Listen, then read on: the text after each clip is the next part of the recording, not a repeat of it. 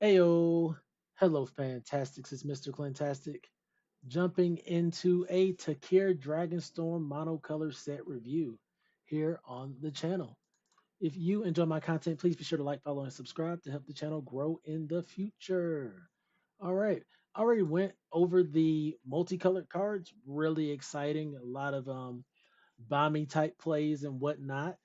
Uh, Early type situation, early prediction, I think is going to be a five color nonsense deck just because there's so many good multicolored spells that's just out there lurking around. But that doesn't detract from the fact that we're going to see a lot of really solid monocolored plays. So I make my evaluations for draft and sealed, otherwise known as limited, and I operate off a 5 point scale. Zero being just never play it. One is okay, cool. If you want to try it, give it a try. And five, of course, being the best. So let's just dive right in. I'm not gonna take too long on the evaluations because there's a lot of cards to get through. Starting in white, we have Elspeth Stormslayer. It's 5 mana, 3 generic, 2 white, legendary planeswalker. If one or more tokens would be created under your control, twice that many of those tokens are created instead. You can +1 create a 1/1 white soldier creature token. 0, put a 1/1 counter on each creature you control. Those creatures gain flying until your next turn, and destroy target creature an opponent controls with mana value 3 or greater for a -3. I think this is great. I think this is absolutely fantastic. 5 mana, and it's already kind of, it doesn't enter the battlefield and do something, but it kind of does. Like if you have anything else that makes tokens for any kind of reason, it's going to double those up. Then for a +1, you're getting 2 tokens anyways because it triggers on itself. Then you can give all your creatures for 0 a buff and flying, and you can destroy something. This card is like an absolute slam dunk for me. I don't really care what direction I was planning to go in. I'm probably going to be like, okay, Elspeth came down. I'm going to try to play it. It's a five for me. It has a little pseudo removal type situation. It only targets certain things, but the other value parts of it, I think this is, you want to play this if you can as much as possible. So I'm gonna go on and give that a five. I'm also working on a spreadsheet here, so you'll often see me turn to my left and give this a rating. And as the season progresses, I will be referring back to the spreadsheet to see if my ratings on these cards increased or anything like that. So, be sure to subscribe in case you want to follow up on those updates. Next, we have Smile at Death. It's 5 mana, 3 generic, 2 white, enchantment mythic. At the beginning of your upkeep, return up to 2 target creature cards with power of 2 or less from your graveyard to the battlefield. Put a 1/1 counter on each of those creatures. Um, okay. This is something I think I call them big brains, otherwise known as sweats, will probably be able to pick up and play and be like, hey, I'm gonna do all this cool stuff. I'm gonna have these great ETBs. I'm gonna eat you up. I'm gonna use my graveyard X, Y, and Z. For me, I feel like there's gonna be too many instances where this doesn't do the thing I want. I want it to come in the battlefield, blow up something, or do something, and it's just like, yeah, you get those creatures back potentially, but they gotta have low power. Now, when I originally read the card, I thought it was gonna say 2 mana, but 2 power does let a lot of pseudo powerful things slide through the cracks and be able to be recurred. So I'm iffy on this card. Would I pick it early? I'm probably not for me. I would have to see how the rest of the set go, but for now, I'm gonna give it a two. It's just 5 mana. I know once again you get 2 creature cards with power 2 or less, but you better build around that and have those resources set in the yard already, ready to go, and come back to the field to really get you some value versus it not doing so. So I think the ceiling's high on the card, but it has the chance to really do less than nothing. And I could be wrong on that. I really feel like I'm wrong, but I think that I'm right in that situation. I'm still gonna stick with my two. Next, we have Sage of the Skies. It's 3 mana, 2 generic, and a white creature, human monk, rare. When you cast this spell, if you've cast another spell this turn, copy this spell. It's flying and lifelink. It's a 2/3. I like it. Just right off bat, a 3 mana 2/3 is not the most excellent, but it's a flyer and it has lifelink, so it has a chance to kind of start turning the game around for you. And say it's turn 4 and you've played a 1 drop something or other, you're gonna get 2 copies of Sage of the Skies. So, say you have two copies of this deck, I mean, of this card in your deck, potentially you have four copies of this card itself, three flyers for one, for two, three flyers for the total of 4 mana is excellent. Total of 5 mana is still kind of excellent. You know what I'm saying? So I think there's a lot of potential in this card. I'm gonna rate it pretty highly. I think it's at least a 3.5, and it starts to get into that four range or more, depending on what you're trying to do with your build. Because, for instance, if you get the god cards and you have Elspeth and you're able to play this and you're gonna get an extra copy or something like that, it just goes crazy. So I like this a lot. If there's a way to like bounce this to your hand too, and you know, say you bounce this card to your hand, you replay it and get an extra copy of it. Oh man. Oh yeah. I like this card a lot. Sage of the Skies is pretty high for me. Honestly, if there's no removal in the pack, I probably would first pick this. If there's no removal in the pack, I'm definitely first picking it. I'm gonna go on and up my rating to a 4 and leave it like that because I think this card is way better than I'm initially thinking. All right, next we have Anafinza, Unyielding Lineage, 3 mana, 2 generic, and a white legendary creature spirit soldier. It is a rare with flash and first strike. Whenever another non-token creature you control dies, Anafinza endures 2, which means put 2+1/+1 counters on it, or create a 2/2 white spirit creature token, and it's a 2/2.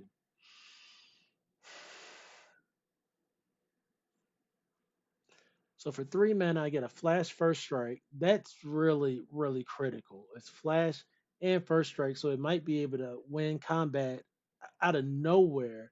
And in addition to, if it wins the combat, perhaps it something else on your board dies and it then endures to. So you didn't lose a creature in that instance. You actually, gain an additional, especially if the other creature traded with the creature. So this has a lot of upside to me, like a lot of upside. The fact that it's legendary isn't my favorite because you can only have one on the board. So how many copies of this do I want to run? And do I want to first pick this? It doesn't necessarily have evasion, but that flash first strike is really good. And the endure 2 for any creature that you control that dies. Yeah, I'm gonna give it a 3.5. I think this is great. I think this is gonna frustrate me a lot in the field. Like I'm gonna see it and I'm just gonna be very, very upset that that it got blown out by that card. All right, real quick, I'm oh, did this? Okay. So, for those who don't know, I stream to Twitch, YouTube, and Facebook. Uh-oh. So, you have your choice of which platform you prefer to watch me on. I also have a Twitter, Mr.Clintastik, which I was trying to share too, but computers being umphy.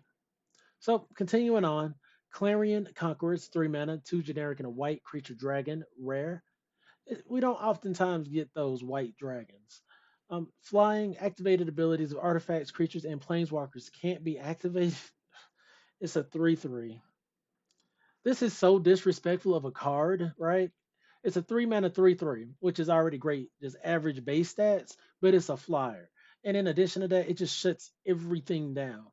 So depending on how the set goes, and if there's a lot of things being activated, it doesn't stop triggers. Just activated, I think this could go up. But at the baseline of 3/3 for 3, I'm kind of happy with.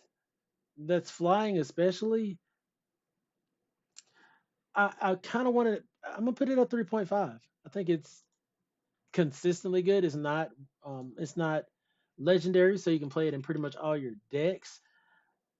Yeah, just solid 3/3 for 3 flyer. Just okay, cool. Let's go. Beat me out in the air, please.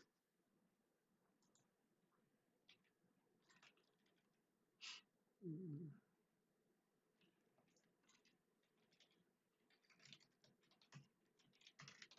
boom. All right. See if I can get a link to my profile on the.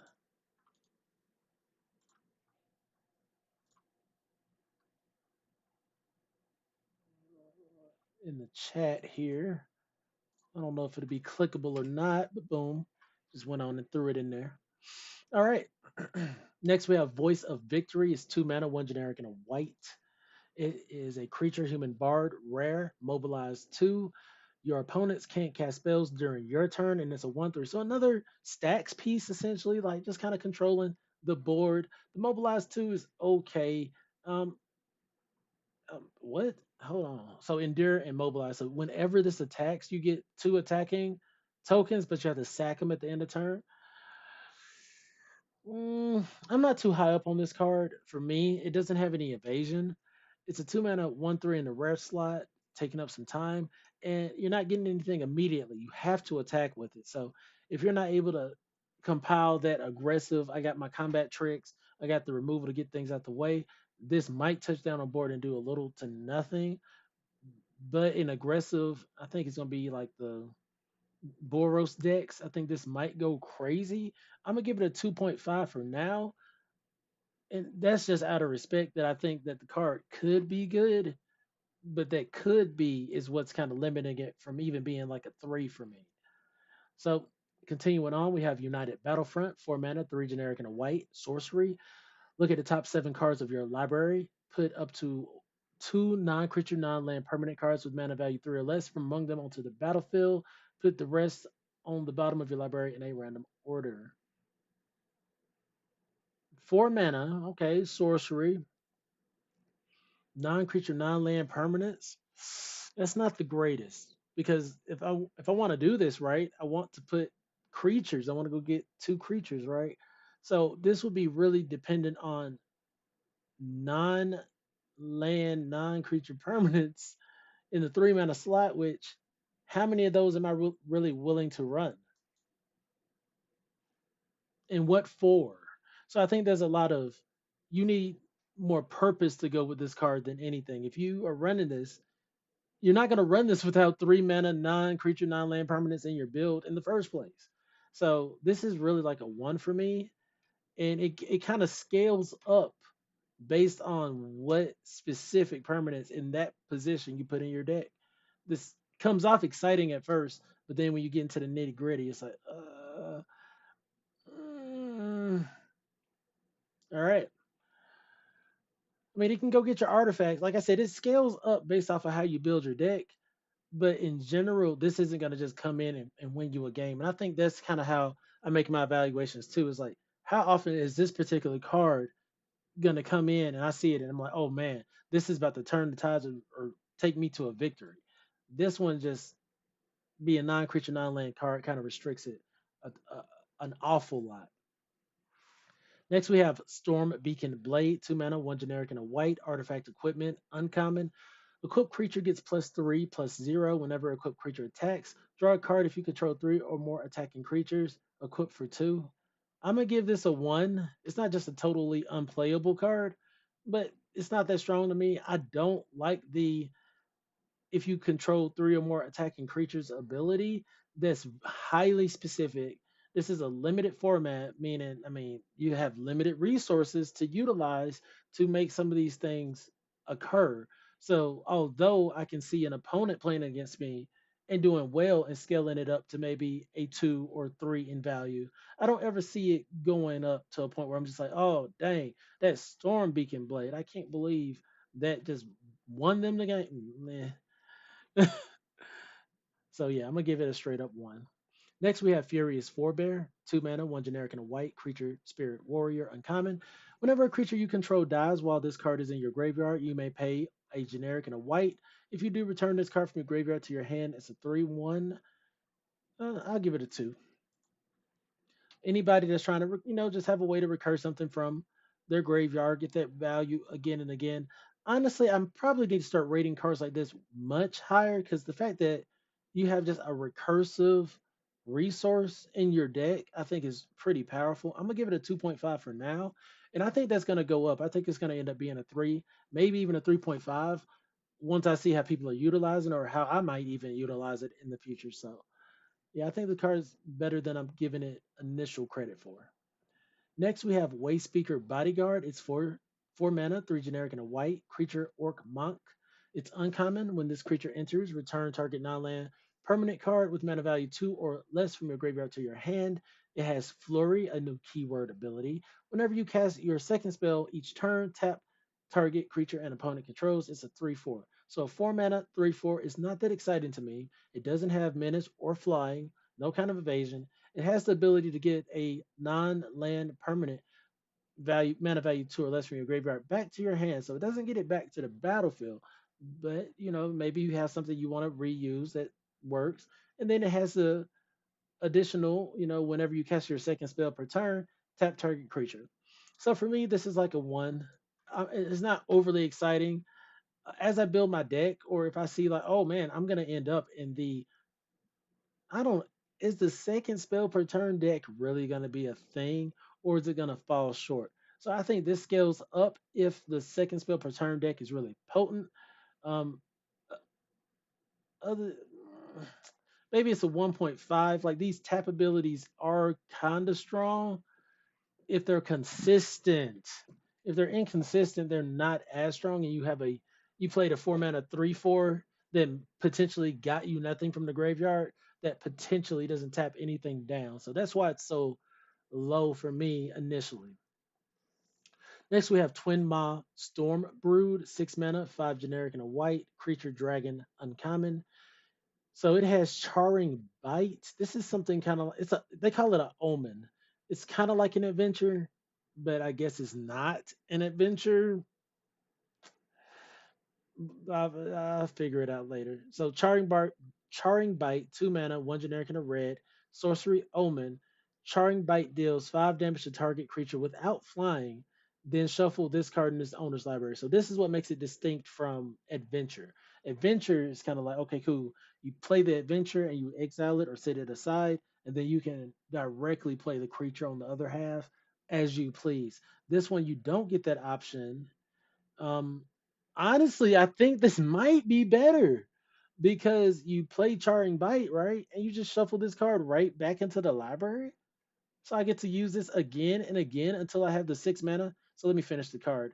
The other side is a flying. When this creature enters, you gain 5 life, and it's a 5/4. So from on turn two, three, 4, and 5, I have the option to play this as a blow your thing up, right? And then on turn 6, if I didn't do those things, if I didn't blow your thing up or had no reason to, I could just play a 5/4 flyer to gain me 5 life. That's heavy. That's really good. Am I tripping? Am I tripping? Because I kind of want to give this a 5. I know that's crazy, but what? Like this is a card I would. All right, if you put this card in the pack versus the Elspeth, I might be a little in question because I'm like, this is gonna recursively help me remove their thing. Like it's gonna shuffle back my deck, and if I have ways to draw cards or X, Y, and Z, I'm just gonna keep using this to blow up your things. Am I understanding this right? Then shuffle this card. It doesn't say nothing about exiling anything. Yeah, I'm gonna give it a 5 for now. I don't know if that's accurate or not, but this is super strong to me. I would run 5 copies of this card. I would continuously draw and play this card. Like, what? What? Who? Let me get off of it. So right now, Twin Ma Stormbrood is probably really high on my list. Is one of my favorites out of white so far. Next, we have Teeming Dragonstorm, 4 mana, 3 generic, and a white enchantment, uncommon. When this enchantment enters, create two white soldier creature tokens. When a dragon you control enters, return this enchantment to its owner's hand. Oh, let's see here.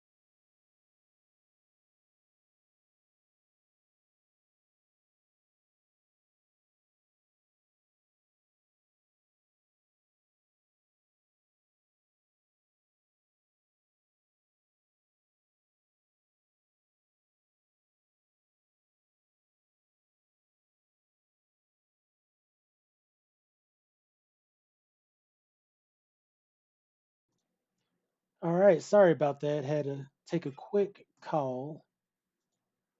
Hey, Carter, thank you for pulling up to the stream, man. It's pretty quiet today, but I'm just going over some of the cards for the new Dragonstorm set. So I'm really excited about it, and I really wanted to get familiar with a lot of the cards from the set before we go to the pre-release on Friday. All right. Let's see, where was I?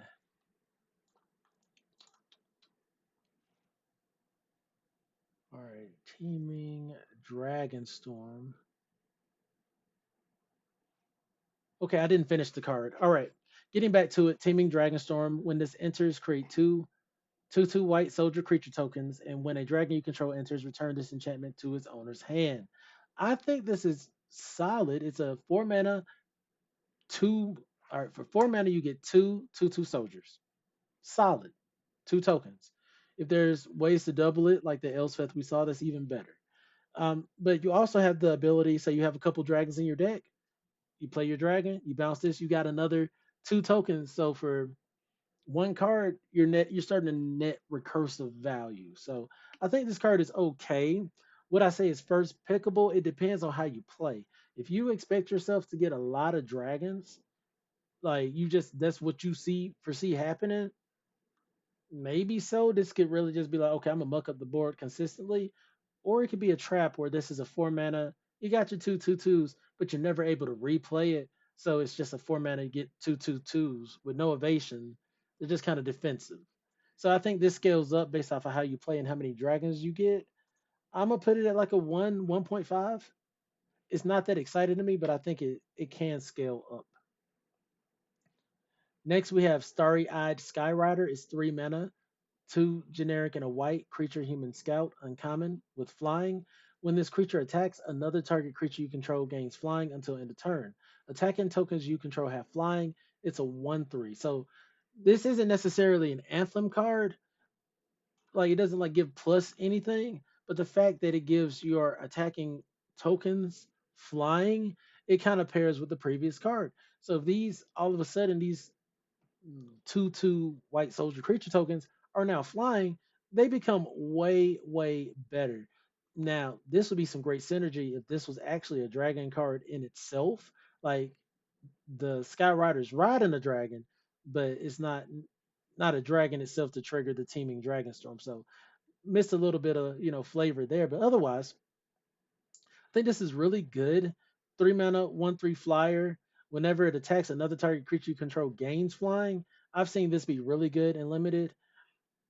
I'm gonna get I'm really at a 2.53 because it's not like overpowered. I'll give it a 3. It's just a solid card.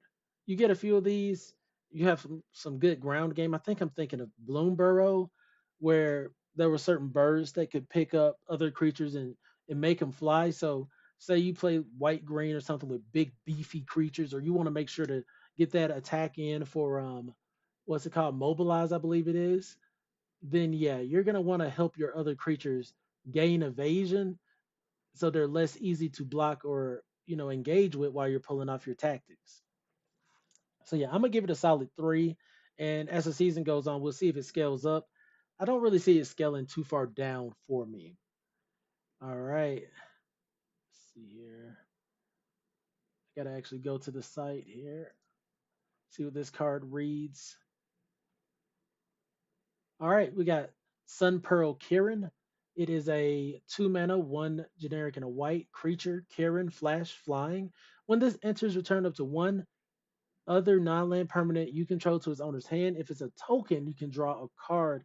It's a 2/1. So a 2 mana, 2/1 flyer with flash. Already excellent. I'm going to give it a 3.0 off of that. When this enters, return up to one other non-land permanent you control to its owner's hand. So that's something I used to be very against.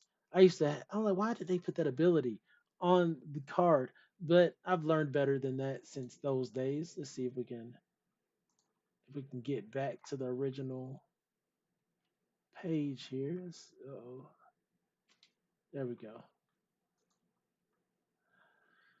So yeah, we already have seen examples of cards that we would want to replay, like Teaming Dragonstorm. Um, Maybe you want to replay your Way Speaker Bodyguard to get something two or less from the graveyard back to your hand. Um, yeah. So far, that's about it. But there has been times in limited, especially where I'm just like, okay, cool. Um, I'm very happy. Hold on, I'm gonna switch this up. I'm very happy to bounce this thing back and get that value. I think that was Duskmorn where it was highly beneficial because you could, basically get the value of your rooms a whole second time for both sides. You bounce the thing, you get all the value again. It was great. So I'm gonna give this card like a 3.5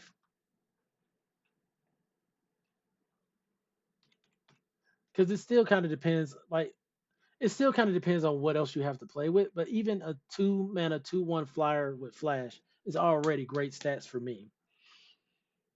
All right, next we have Loxodon Battle Priest. It's 5 mana for generic and white creature elephant cleric. Uncommon. At the beginning of combat on your turn, put a 1/1 counter on another target creature you control, and it's a 3/5. 5 mana is kind of expensive to me for this ability, but I think the ability is still really good. I'm gonna give it a 3.0. Um, at the beginning of combat on your turn, put a 1/1 counter on another creature you control. When you say you play two of these, even I'm kind of between the 2.5 and 3.5 range because 2.5 is kind of like meh, and 3.5 is like really good.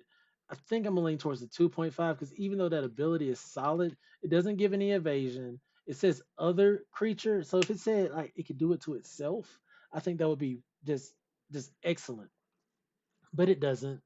It only does it to other creatures, and I don't know how many copies of this particular card I'll want to run in my deck. So right now I'm gonna leave it at a 2.5. Next we have Descendant of Storms. It's one white creature, human soldier, uncommon. Whenever this creature attacks, you may pay a generic and a white. If you do, it endures one, meaning put a 1/1 counter on it, or create a white spirit token. It's a 2/1.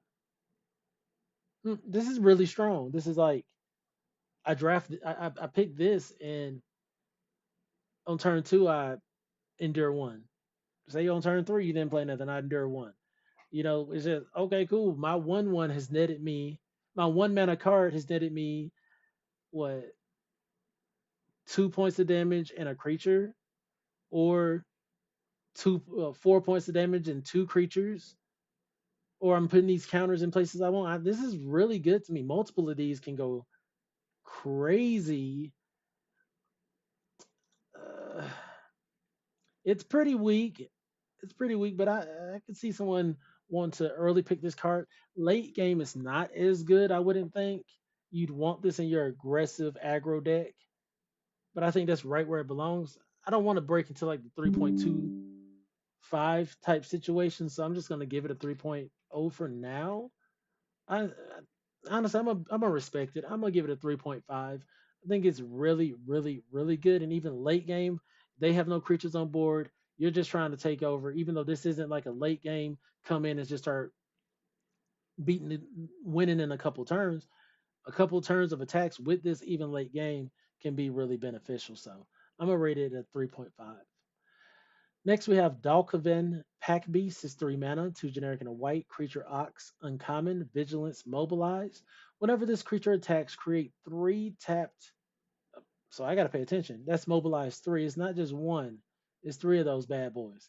Whenever this creature attacks, create 3 tapped and attacking 1/1 red warrior creature tokens. Sack them at the beginning of the next end step, and it's a 0/4. It's 0/4 with Vigilance. It would be nice if it had 1 point of power on there.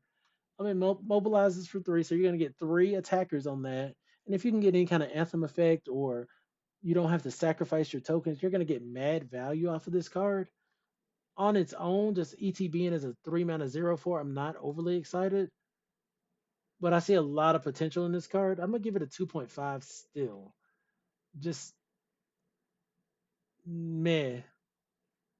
It needs something. It needs something to be good. And that's kind of why it's like, we'll see. Next, we have Duty Beyond Death, 2 mana, 1 generic and a white, instant, uncommon. As an additional cost to cast this creature, sacrifice the creature. I hate doing that, but it pairs with that creature that returns from the graveyard. Creature you control gain indestructible until end of turn. Put a 1/1 counter on each creature you control. That's a lot of value. That is a lot of value. Each creature gains indestructible, and you put a counter on all of them. That could be an absolute blowout. You need creatures in play, of course, but I'm gonna put this at a 3.5. And honestly, depending on how many times I get blown out by it, it might get rated even higher. That is just that's amazing. You know that's gonna see some commander play.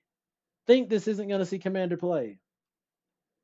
Oh, just a reminder, my reviews are typically for limited, which includes sealed and draft. So it's not typically for more of the standard, modern, brawl, those type of things. I typically keep separate because I'll focus on those with like deck builds and X, Y, and Z. But I really like the limited format, draft and sealed, and that's what I focus on.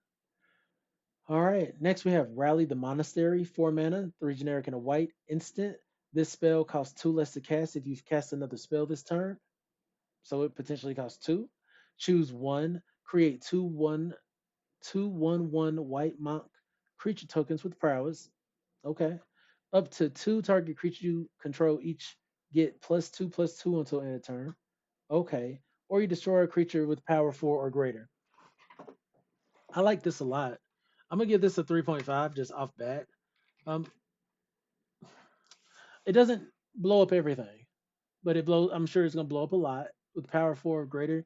This probably would have been the set to say toughness 4 or greater because this is a big butt set. But I'll take that destroy target creature. Or if I don't have that option, I can create the 2/1/1 tokens with prowess so they scale up. Or I can use it as a fight spell. So this is a very versatile spell, and it can even be cost for 2 less, making it great for the cast 2 spells per turn decks. This is a 3.5 for me. Honestly, I think it could scale up. It's probably like a 3.75 or something like that. But I don't necessarily think it's just a 4 by itself. We'll just have to see how the season goes. Next, we have Static Snare, 5 mana, 4 generic and a white, enchantment uncommon. Flash, the spell costs 1 less to cast for each attacking creature. Ooh. When this enchantment enters, exile target artifact or creature an opponent controls until this enchantment leaves the battlefield. Okay, I mean this is really good to me. I'm gonna put it at a 4. The mana cost a 5 mana just exile something is solid. Okay, oh, oh man, I'm just now seeing everybody's everybody's chat. What up, bearded mogul? Hope you're doing well. Nice, nice. You've been playing since the Final Fantasy series got released. You got to say everything from Final Fantasy. And all right, Carter, got to dip out. Got to go back to work. Man, for sure, for sure. This is gonna take a little bit. We still got what 4 more colors to go through. But mostly, I'm just preparing myself for the weekend. Pre-release is this weekend for Takir Dragonstorm, so try to make it out to your local card shops if you got them. We'll be attending one in the town over. All right, but yeah, thank you for the support. Oh,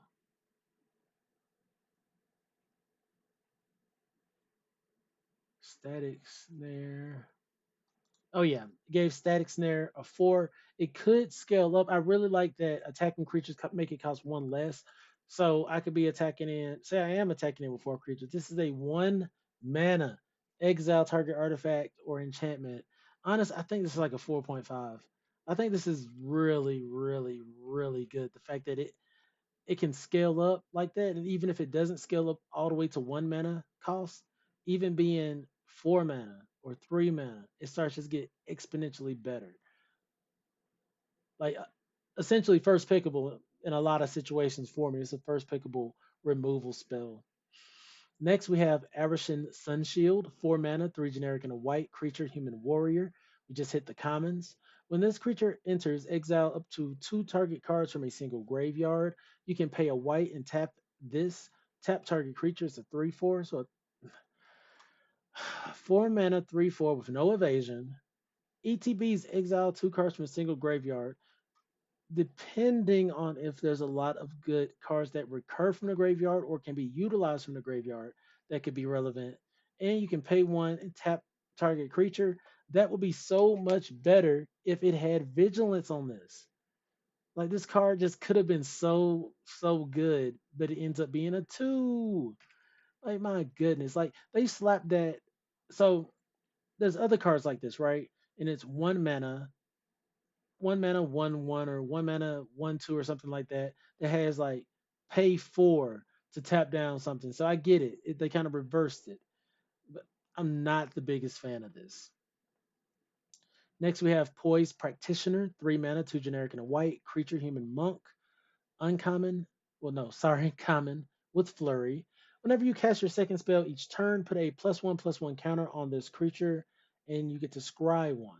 It's a 2/3.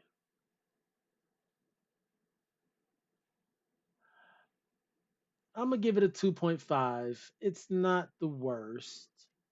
It's not the worst. It ETBs as a 3 mana, 2 through, no evasion. You gotta build it up.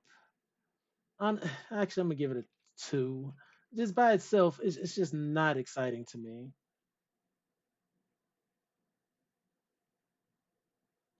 Hey, we're gonna have to collaborate sometime, Carter. We're too close not to, bro. We are too close not to collaborate on some content. But for sure, I'll definitely check it out. All right. Next, we have Osseous Excel. That's 2 mana, 1 generic, and a white instant common. As an additional cost to cast a spell, you may behold a dragon, meaning you choose a dragon you control or reveal a dragon card from your hand.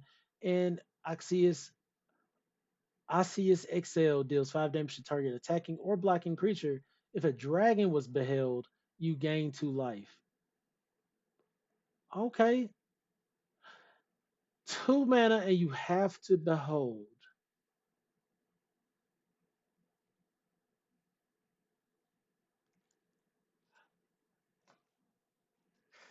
Even though I would love to give this card something higher, I gotta give it a 2. The fact that I have to have, like, it's not okay. Um, as an additional cost, behold a dragon, or pay 1 or 2 or 3. There's no alternative here. If I don't have the dragon to behold, this card is a do nothing card, and that is something I do not like. A 2 is just being respectful for the card and understanding that we are going to have a number of dragons in the set, but a card that doesn't give me the option to play it alternatively is really frustrating, and I think it almost falls to a 1 in playability. Because if you don't have any dragons, you can't. If you have no dragons in your deck, you can't play this at all. Zero. I don't. I got. That's what I'm gonna give it. I'm gonna give it a 0. If you don't have a dragon, this card does nothing. This is a trap. This is a trap. Cause my goodness, you telling me if I don't have a dragon? Come on, Wizards. Yeah, I could have said, okay, cool. If you don't have the dragon, you got to pay 2 more, make it a 4 mana, deal 4 damage. You get what I'm saying with upside. But instead, they just chose to print a potentially do nothing card. They irritate me sometimes. Next, we have Lightfoot Technique. That's 2 mana, 1 generic, and a white instant. Common. I keep wanting to say uncommon, but we are in the common section of the white spells. Put a 1/1 counter on target creature. It gains flying and indestructible until end of turn. For 2 mana, it leaves behind a 1/1 counter. I think we saw this in Aether Drift in black. It made the creature indestructible. It might have gave it Death Touch too and left a counter. Something crazy like that. Oh,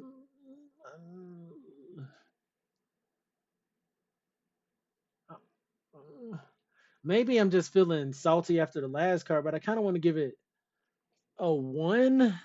Like having indestructible and death touch is really good and leaving a counter, but without that, it just scales way lower for me overall. Unless you're running, like unless you happen to be running a bunch of death touchers, I'm gonna give this a 1. And it definitely scales up with the deck you build. But I'm not gonna just be like, oh man, I gotta have this in my deck. It's gonna be what wins me the game. Next, we have Rebellious Strike, 2 mana, one generic and a white, instant, common. Target creature gets +3/+0 until end of turn and draw a card. It's solid. It's solid. I'll give it a one. It's not. These common cards are just not overly exciting at all, which they're commons. What can you expect? Next, we have Mardu Devotee, white, creature, human scout, common. When this creature enters, scry 2. That's solid. You can pay one, add red, white, or black, activate only once each turn. This is a 1/2. Okay. A 1 mana 1/2 is already better value than a 1 mana 1/1. Then it ETBs and scries you two. I'd run 3 copies of this in my deck. Not even gonna lie. And then it mana fixes on top. So you're telling this is great. Like, okay, I'm gonna give this a 3. I would give it like a 3.25 if I was working with those kind of scalings. I don't necessarily think it's a 3.5 by itself, but I think it's going to hold its ground as a solid, pickable, playable card across the board. Next, we have Coordinated Maneuver. 2 mana, one generic and a white. Instant, common, choose one. Coordinated Maneuver deals damage equal to the number of creatures you control to target creature, or you can destroy target enchantment. I'm going to give this a 1. I don't like removal that's totally reliant on the number of creatures that I control. Um, I feel like, and there's too many cases where the opponent can manipulate that value. So it's like, okay, cool. I'm gonna do even 2 damage.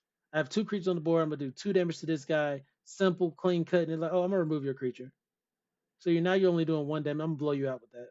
So now you not only did they remove my creature and got value, they protected their creature by doing such. And I've just encountered and seen that too often for me to be like, okay, cool, that's what I'm happy with. So I'm just gonna put this at a 1. Even the destroy target enchantment, if they don't have an enchantment to deal with, this essentially does nothing. Next we have Riling Dawnbreaker, 5 mana, 4 generic and a white, creature dragon, common, signaling roar, 1 generic and a white. That's the omen part. Create a 2/2 white soldier creature token. Then shuffle this card to its owner's library. Okay. And then the other side is Flying Vigilant. And at the beginning of combat on your turn, another target creature you control gets +1/+0 until end of turn. Every combat on the 3/4. So on turn 2, 3, and 4, and 5, yeah, turn 2, 3, and 4, I can just play this, get a 2/2 token for 2, shuffle it back in my library, and at some point, I'm gonna either get to do that again or play my 5 mana 3/4. I'm gonna give it 3.5. It's solid. It's solid all around. Next, we have Fortress Kingguard, 2 mana, one generic and a white. Creature, dog, soldier. Common, when this creature enters, endure 1, put a 1/1 counter on it, or create a 1/1 white spirit creature token. It's a 1/2.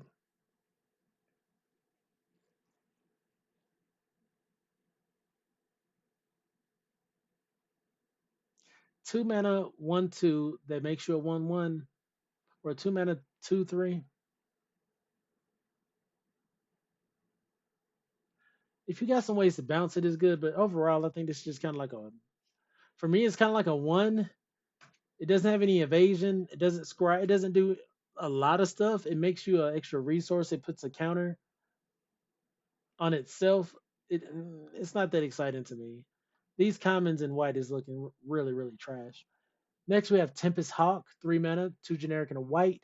Creature bird common, flying. When this creature deals combat damage to a player, you may search your library for a card named Tempest Hawk, reveal it, put it in your hand, and shuffle. A deck can have any number of cards named Tempest Hawk. It's 2/2. I'm gonna get this a 2. You can a 3 mana 2/2 flyer isn't bad, but the upside on it is just not overly exciting. You gotta jump through some hoops to get this to work. So say you do have 3 Tempest Hawks in your deck, and you happen to not draw your other 2 before being able to swing in with 1. you'll start gaining some value that way. But that's a lot of ifs, ands, or buts that I don't necessarily want to be dealing with. If it just happens to happen, I'm cool with it. Otherwise, 3 mana 2/2 flyer is just okay. It's not something I'm just like, I gotta get this first pick, first pack. Next, we have Storm Plane Detainment. 3 mana, 2 generic, and a white enchantment common. When this enchantment enters, exile target non-land permanent an opponent controls until this enchantment leaves the battlefield. Oh, okay. No ifs, ands, no buts, no nothing. Just 3 mana, unconditional removal.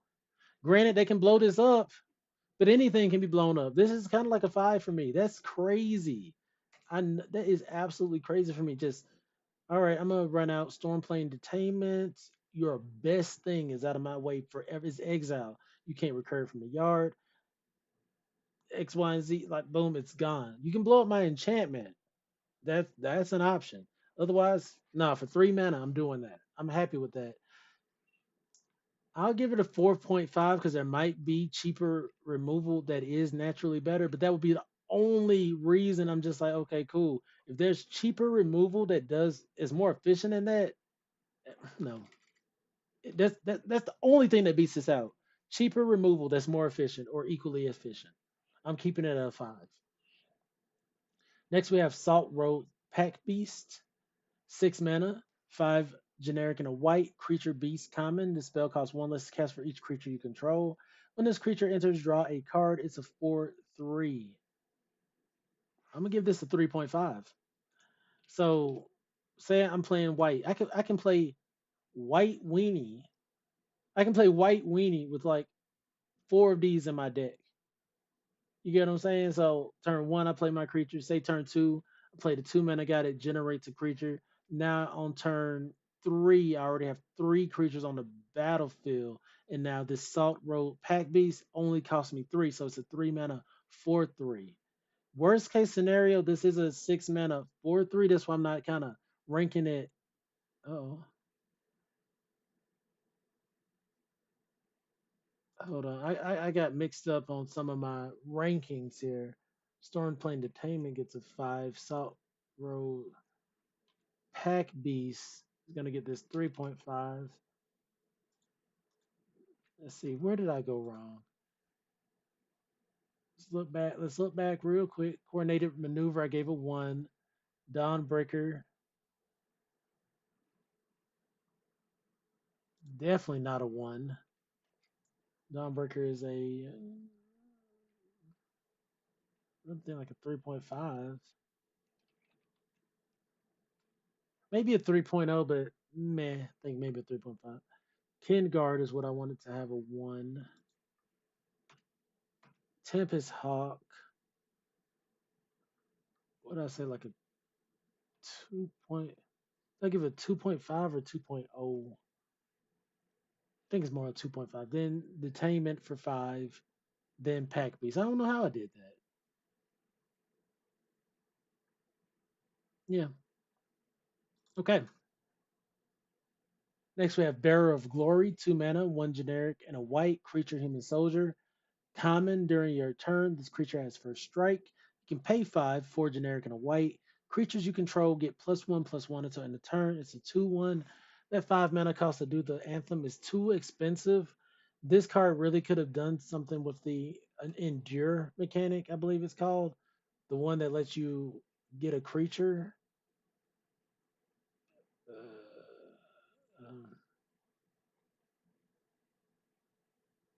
yeah, it could have really did with the endure ability or something to make this really pop. Outside of that, this is a 2 mana 2/1. On your turn, it does have first strike, so your aggro decks.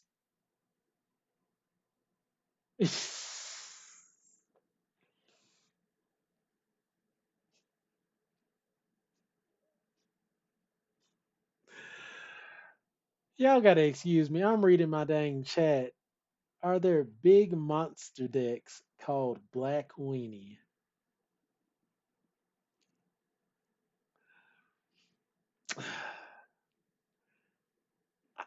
I haven't come across it. I haven't come across that deck build yet. but I'm sure now that it's out there in the mythos, it's gonna occur. Oh my goodness. Anyway, during your turn, this creature has first strike. So the white red aggro decks are really gonna appreciate this card to that degree. In the 5 mana top off to pump the whole team may not be so bad, but overall, I don't think this is just exciting off bat. I'm gonna give it a two. Maybe it should be a 2.5 if it goes in the right deck, but it scales up based off of the deck it goes in. And last but not least, for white commons, we have Dragonback Lancer, 4 mana, three generic and a white creature, human soldier with flying and mobilize one. Meaning whenever this creature attacks, create a tapped and attacking 1/1 red warrior token. Sacrifice it at the beginning of next end step. This is a 3/3. So a 4 mana 3/3 flying with mobilize one is just okay. I'd give it a two. All right. So that's all the white cards. Overall, I think white has some solid picks. Just kind of consistent situation. Didn't come off overpowered to me. You're gonna have a solid, good, removal suite, I guess. Um, I really, really like the omens and how they're gonna, potentially play out, just cycling back in. That's absolutely amazing to me. Honestly, I think it's borderline broken. That's probably my favorite element out of it. So yeah, give me a few minutes. Let my voice rest for a minute. We're gonna follow up in about 2 minutes with the blue spells.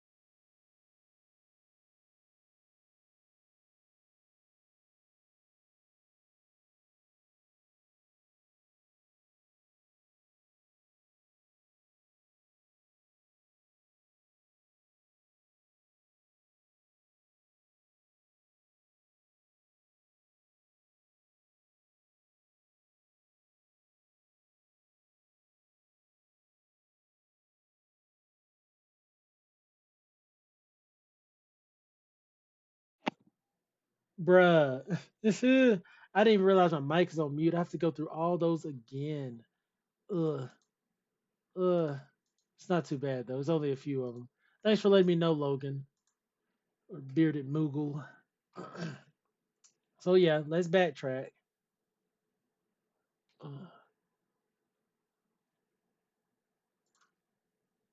oh, boom. Boom. All right. So there was a lot of words that I said earlier, but we're just gonna start back at Tagam. Lord. All right. Tagam, Master Opportunist, 2 mana, one generic, and a blue legendary creature, human monk, mythic with flurry. Whenever you cast your second spell each turn, copy it, then exile the spell you cast with 4 time counters on it. If it doesn't have suspend, it gains suspend. It's a 2/2. So I went on and I ranked this at a 4. I thought this was a really good card. And if you happen to play your second spell and get to actually get the value 4 turns later, it's even better. If it was similar to that white spell that had basically insta copy, I was gonna rate it at a 5. But it having that timetable on there, I was like, it might not pop off as often as I want. In a lot of cases, it might end up being a 2 mana 2/2. So this has potential to fall down to a 3 for me, but I really think the upside on it is way better. I think this is exactly what you want for your 2 spell per turn decks. So I'm gonna give it a 4 for now, and then I might alter that lower or higher depending. Next we have Ambling Storm Shell. It's 5 mana. 3 generic, 2 blue, creature turtle with ward 2. When this creature attacks, put 3 stun counters on it and draw 3 cards. And whenever you cast a turtle spell, untap this creature. It's a 5/9. So a 5 mana 5/9 with ward 2 isn't bad, but this doesn't have any evasion. You don't get to draw 3 cards immediately. It's not like ETB draw 3 cards. It's attack draw 3 cards. So you might be having to attack in a disadvantageous situation, um, and then it's tapped down for 3 turns. It's like they tried to balance this card a little too much. There was too much. Okay, we don't want to be here, but we don't want to be there. So for me, this card is like a 2.5. It's not the worst. I think it's playable, but I'm not gonna first pick it personally. Next, we have Morong River Regent. That is 6 mana, 4 generic, 2 blue, creature dragon, rare. Catch and Coil. Coil and Catch is the Omen. It's 4 mana, 3 generic, and a blue. Instant Omen. Draw 3 cards, then discard a card. And the other side is a flying. When this creature enters, return up to 2 other target non-land permanents to their owner's hands. This is a 6/7. So I think this is great. This is a 4 for me. Only thing that's keeping it back a little bit is the 6 mana cost. But even at 6 mana, it's a 6/7 flyer that's returning 2 permanents to the owner's hand. This might be a 4.5 for me. I think this does a lot. Now, if this is a set where everything ETBs and does something, it's gonna lose. It's gonna lose value. But on just as it stands, a 6 mana creature that ETBs and bounces 2 non-land permanents, I see that as very valuable. I'm gonna bump that on up to a 4.5. Next is Stillness in Motion. This is where Bearded Mogul caught me for being muted. I gave this a 0. Didn't like this card at all. Stillness in Motion, 2 mana, 1 generic, and a blue enchantment. At the beginning of your upkeep, mill 3 cards. Then, if you have no cards in your library, exile this enchantment and put 5 cards from your graveyard on top of your library in any order. I just don't want to do any of the things. I don't want to mill myself for 3, and I don't want to have a time where I have no cards in my library. That sounds like I done lost the game.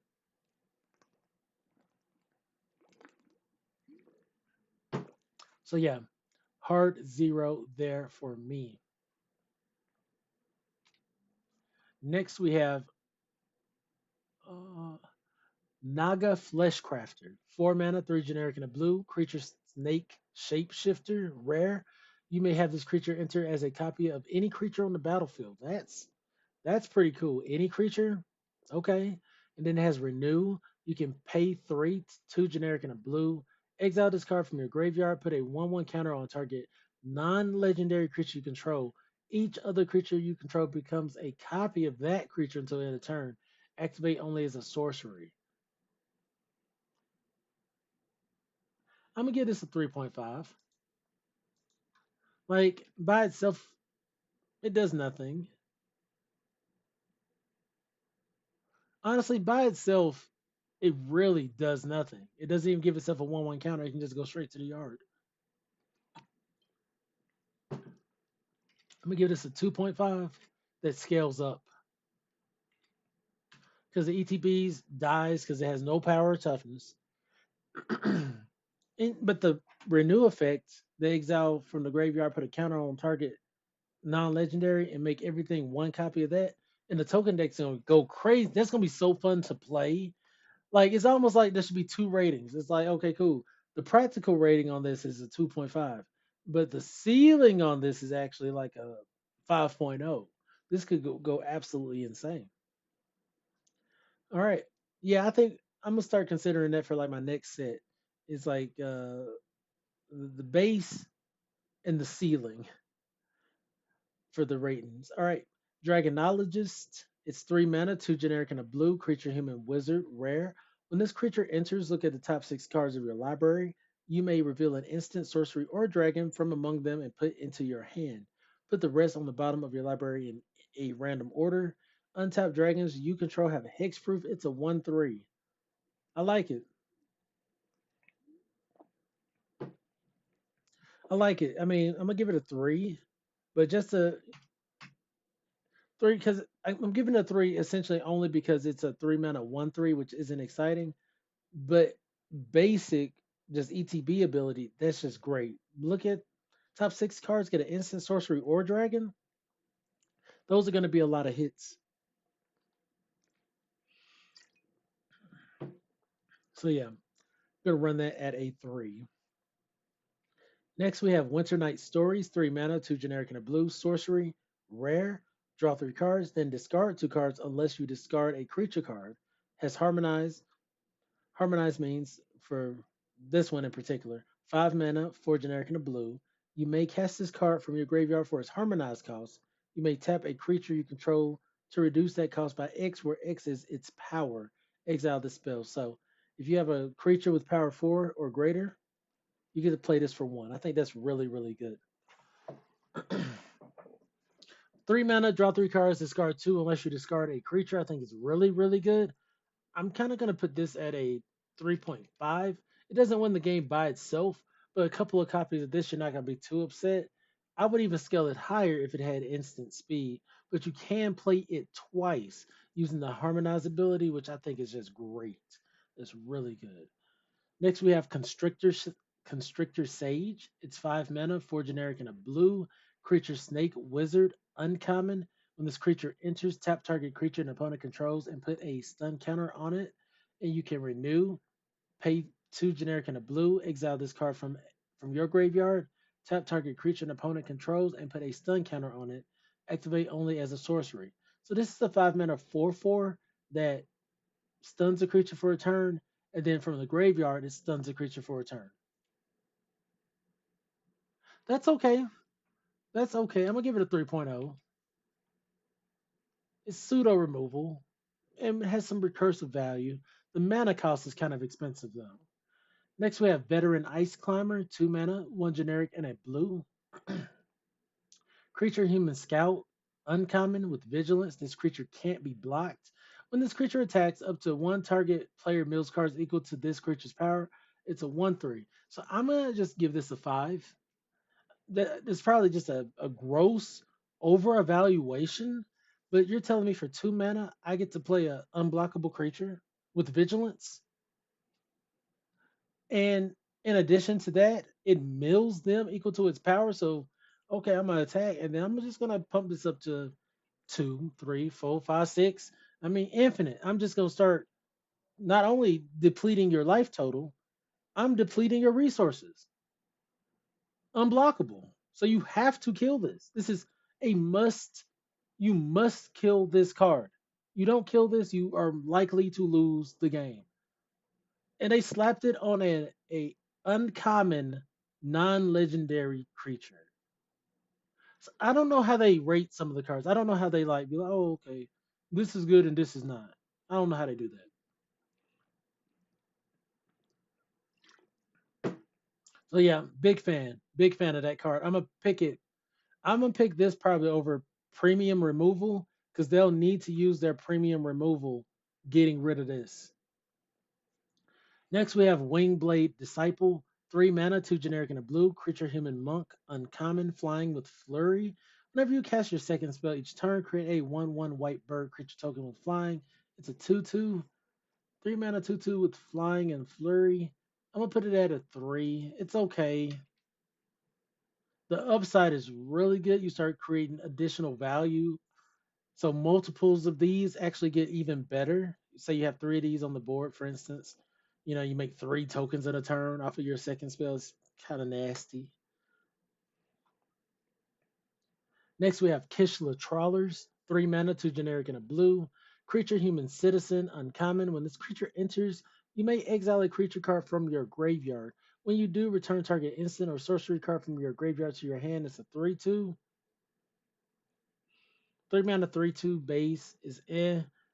Will you have the creature in your graveyard to exile?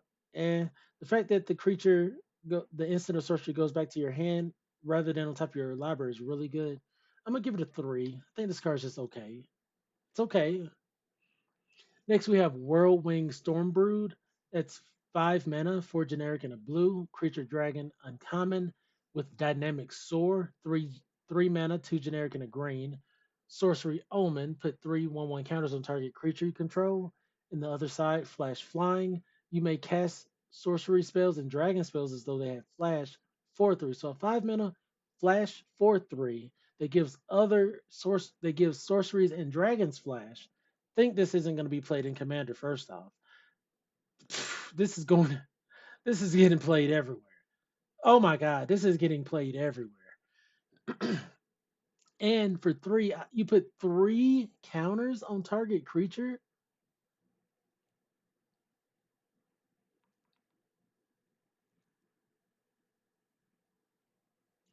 and you recycle it back into your library. I'm giving this a 5. This isn't premium removal.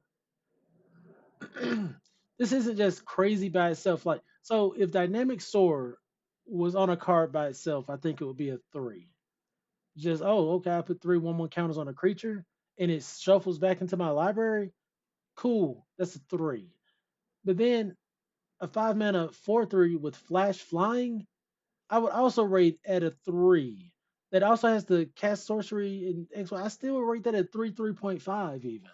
But together on one card, I gotta give it a 5.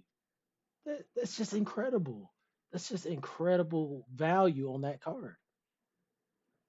Next, we have Roiling. Yeah, Roiling. I was gonna say Rolling, but it's Roiling Dragonstorm. It's 2 mana, 1 generic and a blue enchantment, uncommon. When this enchantment enters, draw 2 cards, then discard a card. When a dragon you control enters, return this enchantment to its owner's hand. I don't like to draw 2 and discard a card, and it doesn't have no alternative. Like if you discard a land or a creature or something, you get to keep, something like that. Uh, mm, I'm gonna give it a. I'm gonna give it a 2. It's good, but it's like there's probably other ways for me to get this ability or something like it, and I'm still only essentially netting 1 card. This isn't a 2 mana draw 2. This is a 2 mana draw 2 discard 1. So if I have no cards in hand, I'm having a 50-50 this, and I don't want to have to do that. Next, we have Bewildering Blizzard. 6 mana, 4 generic, 2 blue, instant, uncommon. Draw 3 cards. Creature your opponent's control gets -3/0 until end of turn. This is real. This isn't bad. I'm gonna give it a 3.5 because it's pretty expensive,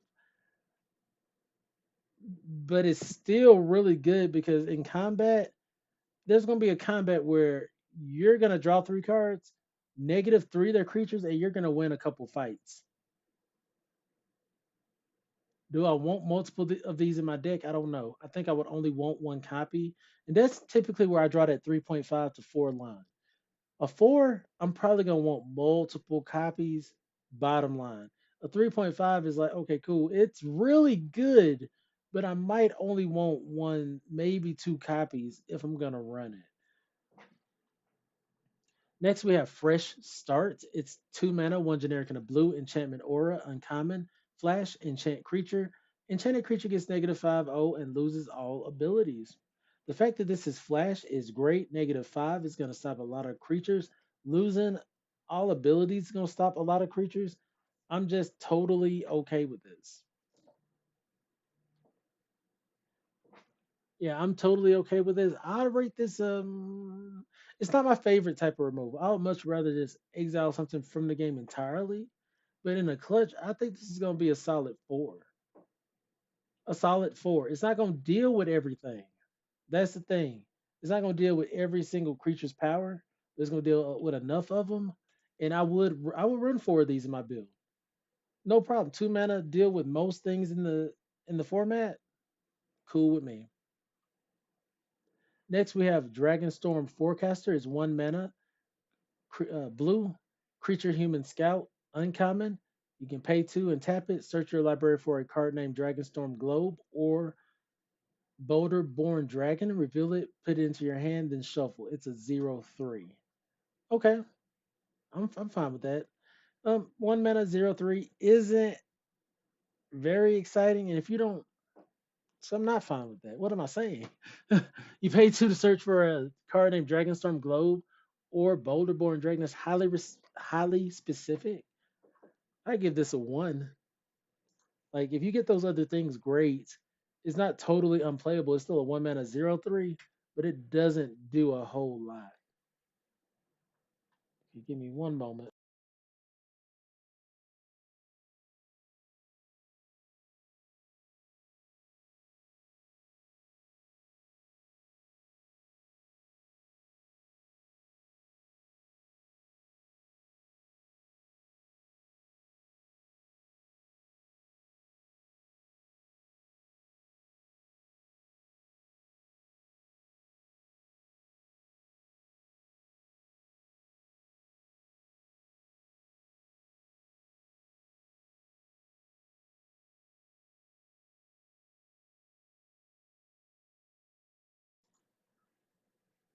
All right.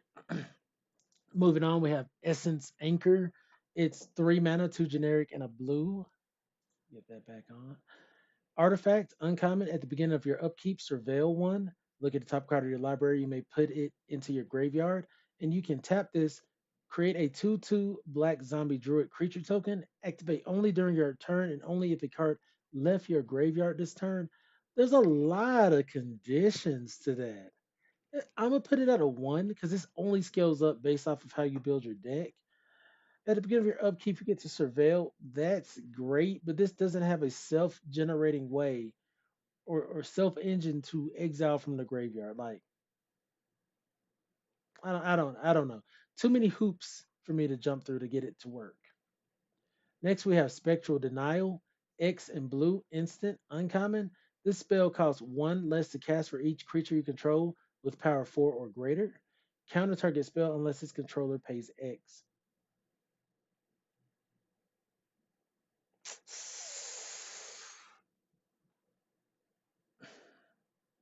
I'm gonna give it a one. Just not my favorite. I mean, so in turn two, you got a 2 mana counter, right? Because they got to pay the one. But this is really going to depend on turn order. So if your opponent just happens to get the first turn and you're always like a mana behind, this just gets exponentially worse for you on the other end. I'm gonna give it a one. I'm not overly excited to play that. Next, we have Aegis Sculptor. It's 4 mana, three generic, and a blue creature bird wizard, uncommon with flying and ward two. At the beginning of your upkeep, you may exile two cards from your graveyard. If you do, put a 1/1 counter on this creature. It's a 2/3. 4 mana, 2/3 with ward two. That every turn I can put a 1/1 counter on it.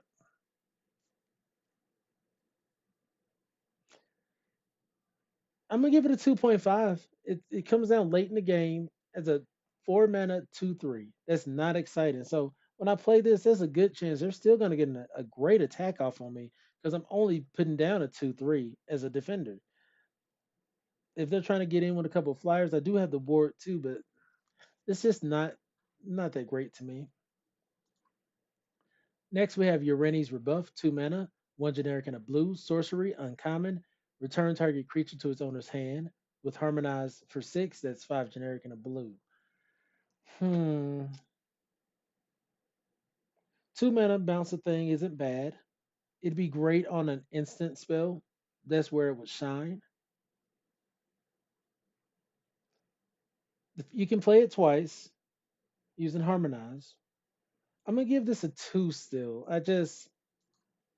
We had a bounce back in Aether Drift, which is a 1 mana instant return target creature to his owner's hand.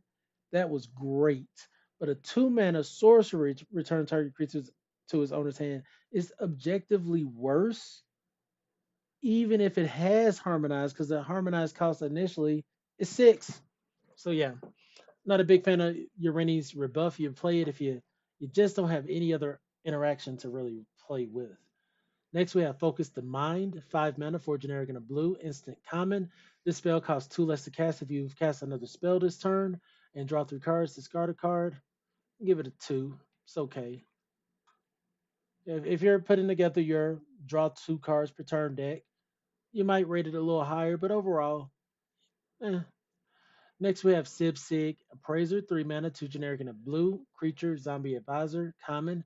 When this creature enters, look at the top 2 cards of your library.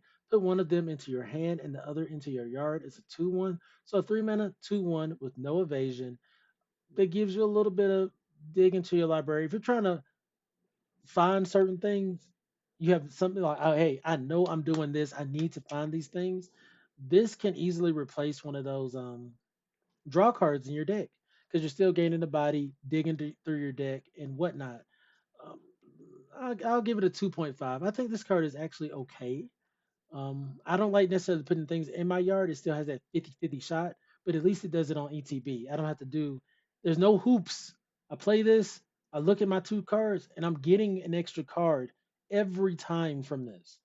Every single time this is getting me a card. So this might actually be a 3 for me, but the lack of evasion, the lack of good stats is what kind of brings it a little bit down for me. Next, we have Ice Ridge Serpent, 5 mana, 4 generic, and a blue. Creature Serpent common. When this creature enters, return target creature an opponent controlled to his owner's hand. It's a 3/3. I'm gonna put this as a 2. This could have been way better. It could have had flash. It could have been a 4 mana creature. It could have been a 5 mana 4/4, a 5 mana 5/5. It could have had vigilance, ward. There's so many things this creature could have had. It could have had this spell cost X less to play for this, that, and the other, but it doesn't. It's a 5 mana 3/3. It bounces something back. So, there's gonna be people, they might want 3 of these at the top end of their build. But if this is a set full of bounce things back to owner's hand, or not even bounce things back to owner's hand, but a set of really good ETBs, you're not gonna always want to bounce things back to owner's hand. I'd rather I'd almost rather this have stun on it. But it does take care of tokens, X, Y, and Z. I'm just not the biggest fan of this. This is so conditional. Next, we have Highspire Bellringer, 3 mana, 2 generic and a blue. Creature, Jin Monk, common. Flying. The second spell you cast each turn costs 1 less to cast. It's a 1/4. I'm gonna give it a I'm gonna give it a 2. I think multiple copies in is fine. Like say you have 3 of these, your second spells to cast can potentially be 3 less. But overall, by itself, it's just a 3 mana 1/4 that does nothing. And as I think about it more, it kind of loses value as I consider it as an option. So for now, I'm gonna put it as a 2 because I think it will go in the second spell you cast decks. But not everybody's gonna want to play this card, and the stats just aren't that great. Next, we have Dispelling Excel. It's 2 mana, 1 generic, and a blue instant common. As an additional cost to cast a spell, you may behold a dragon. So let me go back over here. Did I read the other card wrong? Because I'm pretty sure it said you had to behold a dragon.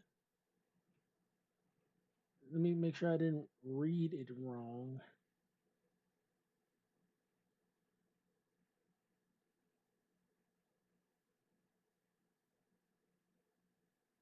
Okay, yeah. So you may behold,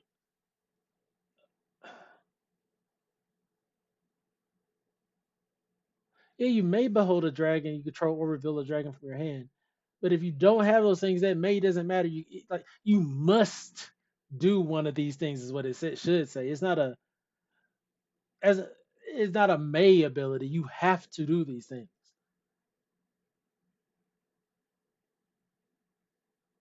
Yeah, I don't know why they, unless I'm understanding this wrong. I don't see why they put may there when it's a must. As an additional cost to cast a spell, you may behold a dragon. Oh, okay, now I get it. I was reading it wrong. Ooh, okay. If you beheld the dragon, you gain or you get the additional ability. So let me take a step back.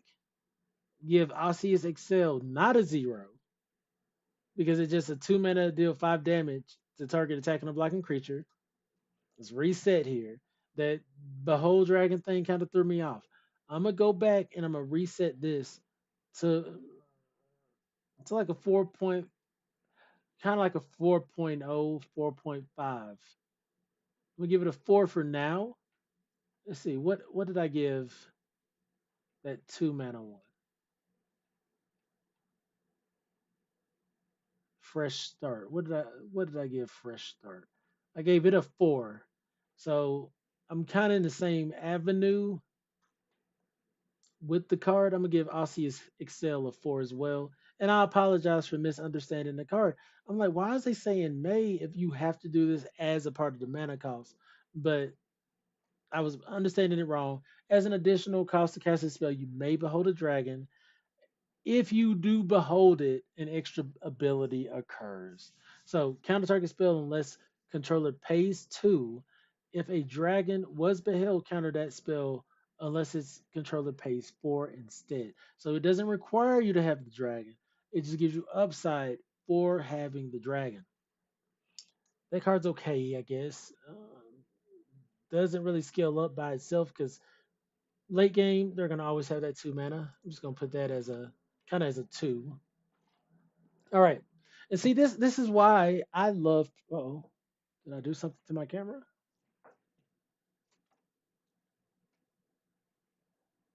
This is why I personally like reading the cards. It's not I love engagement. I love people coming to the channel and tuning in and whatnot. But I really started this for me. It was good for me to go thoroughly read the cards, thoroughly understand the abilities, so that when I do go do my events, I have the proper knowledge and I'm not making simple mistakes like what I just did on stream, like just completely misunderstanding a card. So it's really good to go. This is a lot of cards, and I've played a lot of sets. It's easy to have things overlap or forget or misunderstand. So I'm happy to be going through this, and y'all are oftentimes see me make a mistake on the understanding or interpretation of an ability. All right. Next we have Wingspan Stride. It's a 1 mana blue card, enchantment aura common, Enchanted creature gets +1/+1 and has flying. You can pay 3, return this aura to its owner's hand. I, I, man, this card is great, right? +1 and flying. The green blue decks are gonna go crazy, or decks where they want to mobilize and make sure that they are able to get those essentially free attacks in if the opponents don't have flyers. So I'm gonna give this. I'm gonna give it a 2.5, but I think it scales up just by playing creatures. It just scales up. Just giving a creature flying is great. Next, we have Humble Elder. It's a 1 mana blue card, creature human monk with flash. When this creature enters the battlefield, target creature an opponent controls get -2/0 until end of turn. It's a 1/2. We've seen this ability before. It's blown me out a number of times. I'm gonna respect it and I'm gonna give it a 3. 1 mana for a 1/2. I'm not gonna complain about that. With flash on top of it, like so it's even better. Like cool. Oh.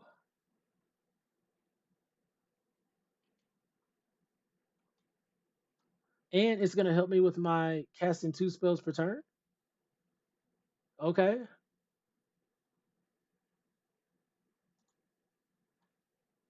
Oh, and just the disclaimer, reminder, whatnot.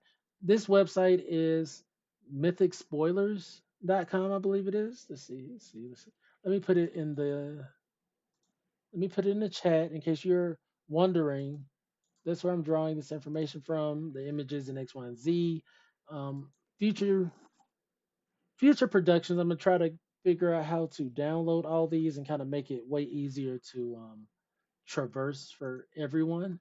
But yeah, this is what I'm working with at the moment. MythicSpoilers.com.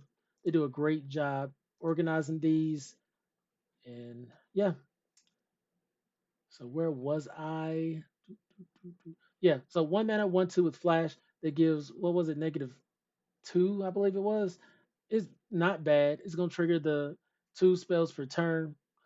I'm gonna give it a solid 3. Next, we have Unending Whisper. That's 1 mana. That's a blue sorcery. Draw a card with Harmonize 6. This is gonna be for the draw, play 2 cards per turn decks. I'm gonna give it a 1. I don't really like it, even if I know where it's going as a deck. That particular player, I believe, is gonna want it. But a 1 for 1 draw card for me is not that exciting. Even if it draws me an additional card later, it might. I just feel like it does it a little bit too late. Next, we have Teamer Devotee, 2 mana, 1 generic and a blue creature, human druid, common defender. Pay 1, add green, blue, or red. Activate only once per turn. It's a 3/3. I'm gonna give it a 2. It's okay. Fixes, and I think that's gonna be major. I think this is probably gonna see a lot of play simply because people are gonna be greedy and they're gonna want to play their 5 color decks.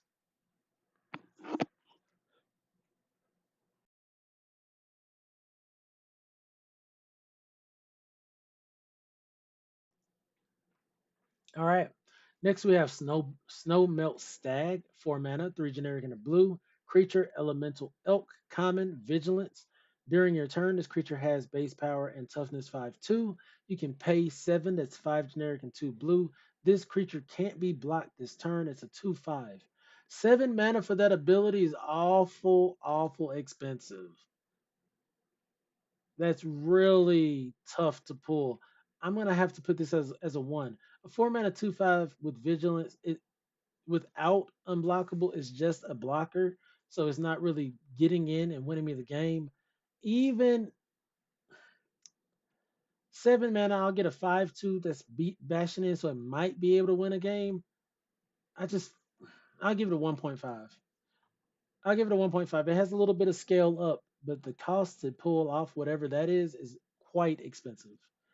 Next, we have Dirger Isle Durgur Island Dragon. 6 mana, 5 generic and a blue. Creature dragon, common. Skimming Strike. That's 2 mana, 1 generic and a blue. Instant Omen. Tap up to 1 target creature, draw a card. Oh, for 2 mana, that's not bad. It could have stun on there. That would really help. Flying Ward 2, 4/4 for 6. This is one of my least favorite that I've seen so far as the omens. It's not bad. It's like, oh, you're gonna get that big attack in on me. Not only am I gonna stop that big attack, fog that creature for a turn, or blanket, I guess. But I can draw a card, so that's not bad. But 6 mana for the 4/4 side that doesn't do anything outside of the ward is not that great to me. I'm gonna give it a 3.5. Riverwalk Technique. That's 4 mana, 3 generic and a blue instant common. Choose one. The owner of target non-land permanent puts it on their choice of the top or bottom of their library, or just straight up counter target non-creature spell. We see this a lot. It's always playable. I'm gonna give it a 3. It's always playable. It's when I think it's not playable, it always is somehow, some way. And I'm like, how is this hurting my feelings so bad? And it just does. And so the counter target non-creature portion is just upside. Next, we have Ringing Strike Mastery. It's 1 mana, a blue enchantment, common enchant creature. When this aura enters, tap enchanted creature. Enchanted creature doesn't untap during its controller's untap step. Enchanted creature has pay 5, untap this creature. The fact that they have an option to get out of it, I'm not a fan. I'm not a fan of that. I don't want you to have an option to get out of it. So say I tap down, I do this on a 6/6. They're like, oh, okay, cool. I'm gonna pay five, swing in with my 6/6. Okay, next turn, pay five, swing with my 6/6. I'm rating this as a one. This seems kind of like a trap card. And last but not least, Agent of Codis, 2 mana, 1 generic and a blue. Creature, human rogue, common with renew. Pay four, 3 generic and a blue. Exile this card from your graveyard. Put 2/1/1 counters on target creature. Activate only as a sorcery. So it's 2 mana, 1/1 essentially. That with upside later. I'm gonna give it a one. Overall, I feel like blue had better banger cards, but I feel like white consistently just had better cards all around. So yeah, blue was exciting. Blue seems fun. Uh,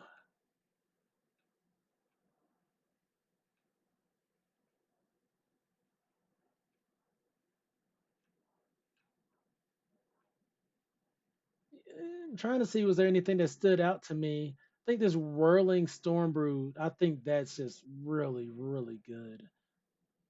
I like this both of the storm broods, both of them great cards. Twin Ma Storm Brood and Whirlwing Storm Brood. And right here, I would want to run a white, red, blue, green deck. No questions asked. You would not be able to stop me from wanting to do that if both of these at the uncommon level were options for me. And I think that's just going to be the case across the board. So I'm going to take another quick break and I'm going to try to get through the black spells. So far, so good. I'm really excited about the set. So I'm actually going to put, no, I'm not going to put no music on. Don't want to deal with copyright. Be right back.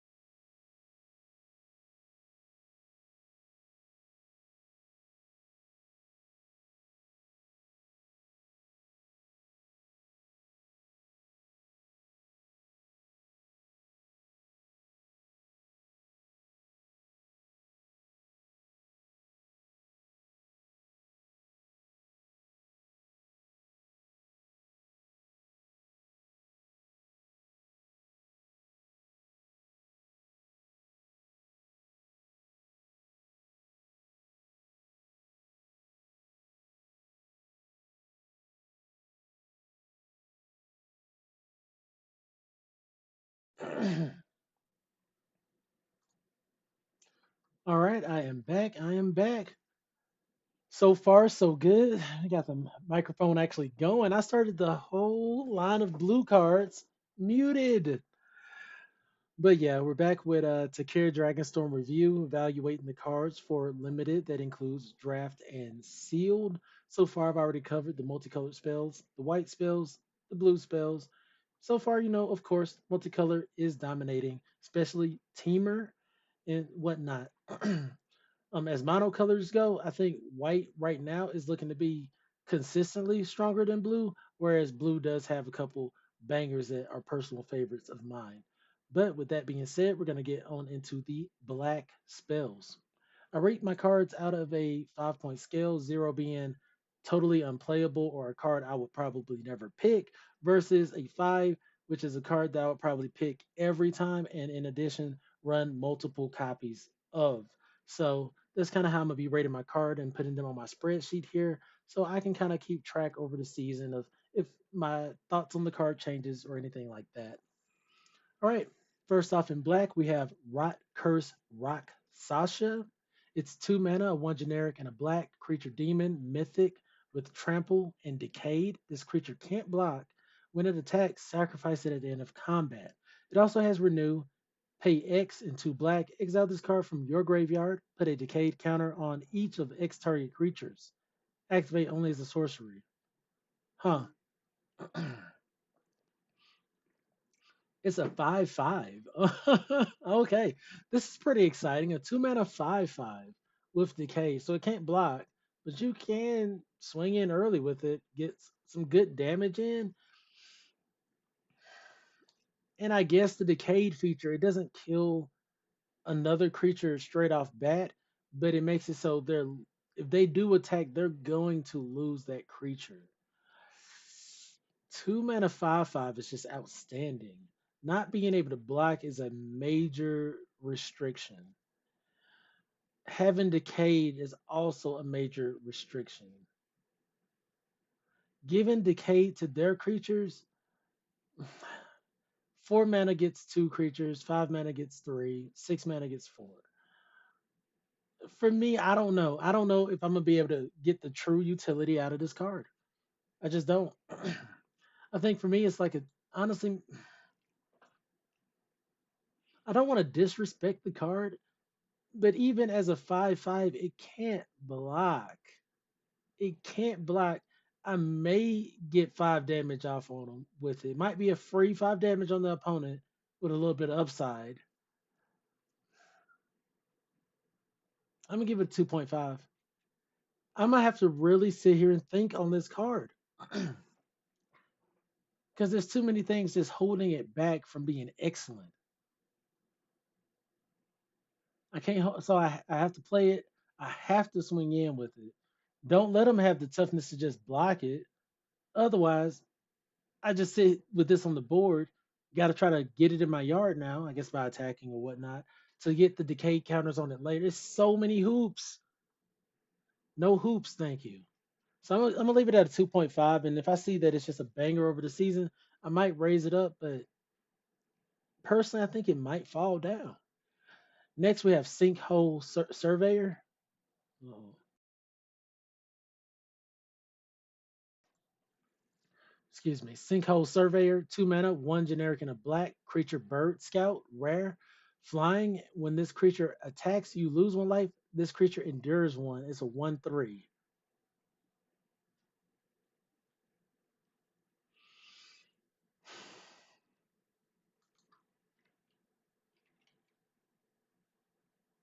I'm gonna give this a 2.5, which is crazy.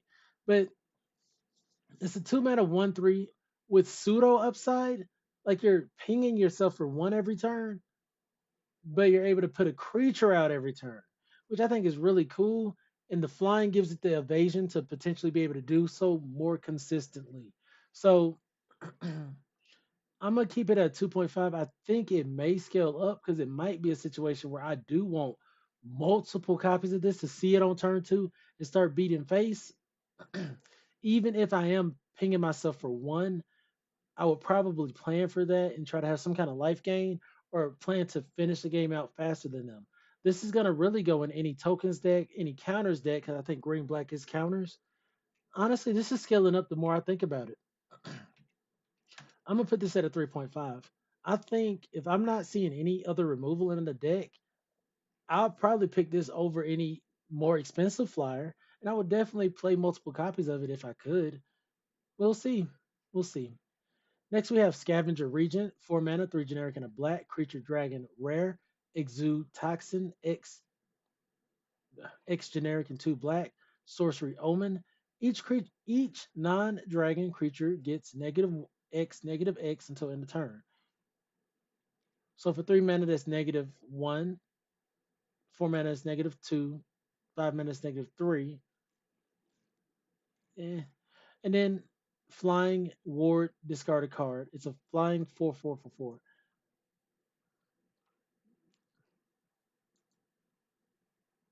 I'm gonna put it at a 4. This isn't bad. I mean, versus the other ones, like the other ones, I feel like the Omen side was really the great part, and then the Dragon was just definitely upside. This one is like the Dragon is the really great part. There's a 4/4 flying ward discard a card where the Exude Toxin is just upside potentially. So I'm gonna give it a 4. Sometimes I don't even know if this is gonna matter too much unless you're playing against those token strategies. Then you just kind of get a free roll on this card. Next, we have Sidisi, Regent of the Mire. That's 2 mana, 1 generic and a black, legendary creature, zombie snake, warlock. You can tap it, sacrifice a creature you control with mana value X or mana value X other than Sidisi. Return target creature card with mana value X +1 from your graveyard to the battlefield. Activate only as a sorcery. It's a 1/3.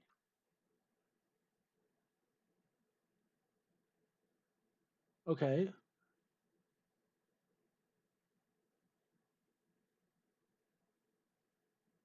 So this is the card I would probably mess up. I would think, okay, cool.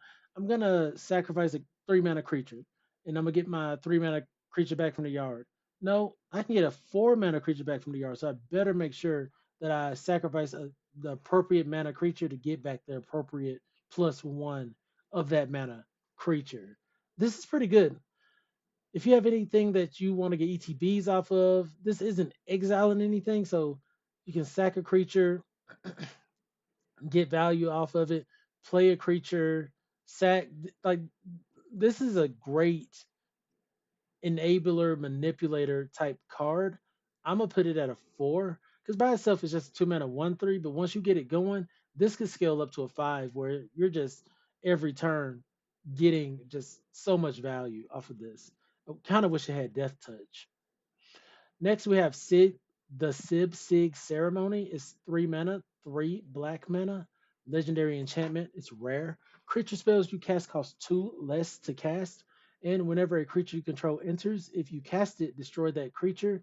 Then create a 2/2 black zombie druid creature token. 3 black is just really hard to do if you're not going mono black. Even if you are going, so that's the only way this is going to be good is if it's in mono black. I'm gonna give it a 2. I think creature spells costing 2 less to cast is great. Every deck's not gonna be able to play this. And then enter when a creature you play enters, you have to destroy it, but you're gonna get a 2/2. So you're gonna typically want like 1 mana creatures or something like that, or some way to get value off of this ability trigger. And so I think there's some room for it. Honestly, I'm gonna drop it down to a 1 because so few decks are gonna be able to run it in limited. If they're able to run it at all, I think the mono black decks gonna be able to do it, and they're gonna have to just strategize around it. Next, we have Avenger of the Fallen. It's 3 mana, 2 generic, and a black creature, human warrior, rare, death touch. Mobilize X, where X is the number of creature cards in your graveyard. When this creature attacks, create X tap and attacking 1/1 red warrior creature tokens. Sack them at the beginning of next end step. It's a 2/4. 2/4 with Death Touch and Mobilize X. It's not bad. Um, you're gonna. I personally would want the card that makes it so I don't have to sacrifice my tokens at the end of turn. But the Death Touch makes it so it's not as easily blocked. They'll have to kind of sack something off. Hopefully, something of greater value than your creature. Overall, I'm gonna give this like I'm gonna give it a 3. I think it has the potential to scale up. The Death Touch is really good, and the 2-4 is really good as far as the toughness goes. But I think it needs a little bit more to just kind of get over the hump for me. Next, we have Karzi Revenant. That's 3 mana, 1 generic, 2 black. Creature vampire. It's rare. It has flying, death touch, and lifelink. It also has renew. Pay 3. That's 2 generic and a black. Exile this card from your graveyard. Put a flying counter, a death touch counter, and a lifelink counter on target creature. Activate only as a sorcery. It's a 3/3. So 3 mana, 3/3 with flying, death touch, and lifelink is a 5 for me. Give me this every time. Mm-mm. And it's not legendary. Give me this every dang time. I want to run this. I would probably, for me, I would probably choose this over premium removal because they need to use their premium removal on this. This is great. And then when it dies, it takes its abilities and give to someone else. I need the hallelujah music playing right here, right now. This is excellent. Where's the drawback? You said there's no drawback. That's what I thought. Because all these other cars seem to have all these restrictions and hoops and whatnots I got to jump through. Whereas Carsy Revenant is just, oh man, I got you. I'm just good for the sake of being good. I'll take it. I'll take it. That's a 5 for me. That is great. That is a great card. Next, we have Salt Road Skirmish. It's 4 mana, 3 generic and a black. Sorcery, uncommon. Destroy target creature. Create 2/1/1 red creature tokens. They gain haste until end of turn. Sacrifice them at the beginning of the next end step.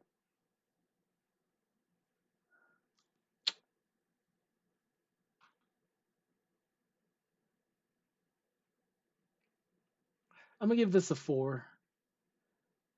I'm gonna give it a 4. Straight up destroy a creature isn't bad. We see it on murder. We've seen this on cards for less mana cost. Add instant speed. That's why I have such grievance against this.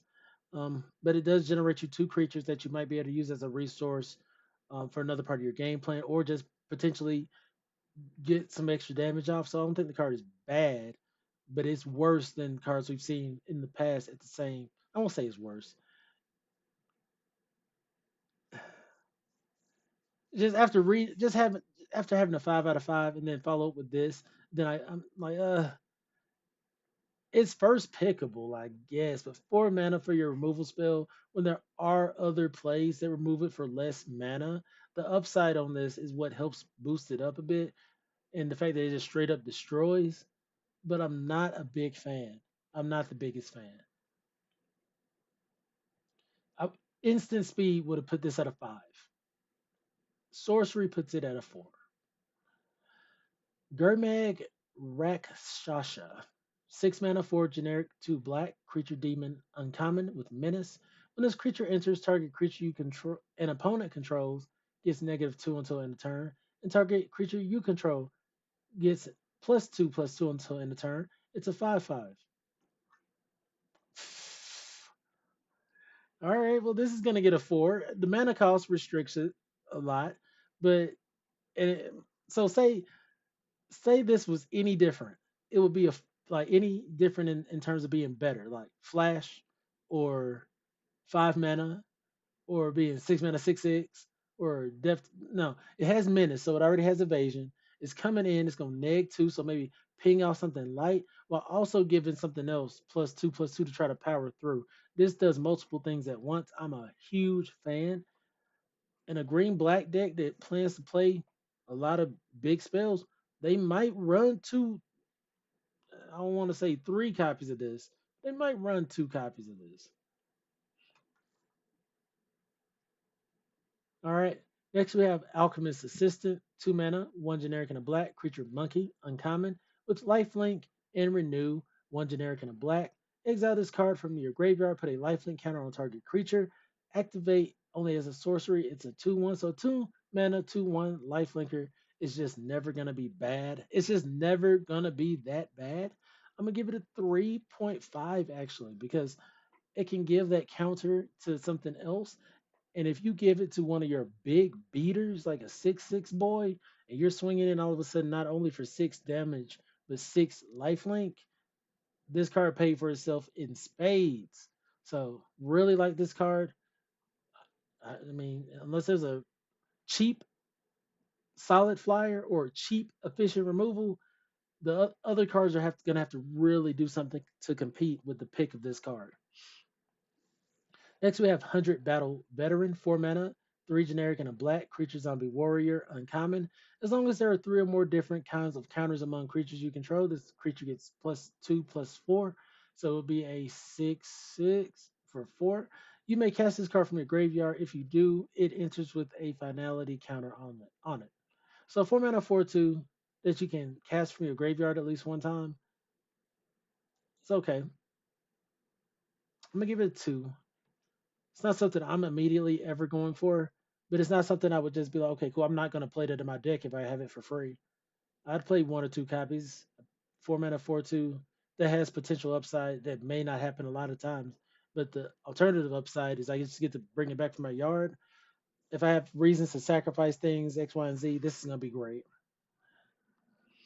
Next, we have Purging Stormbrood, 5 mana, 4 generic and a black. Creature dragon, uncommon with Absorb Essence.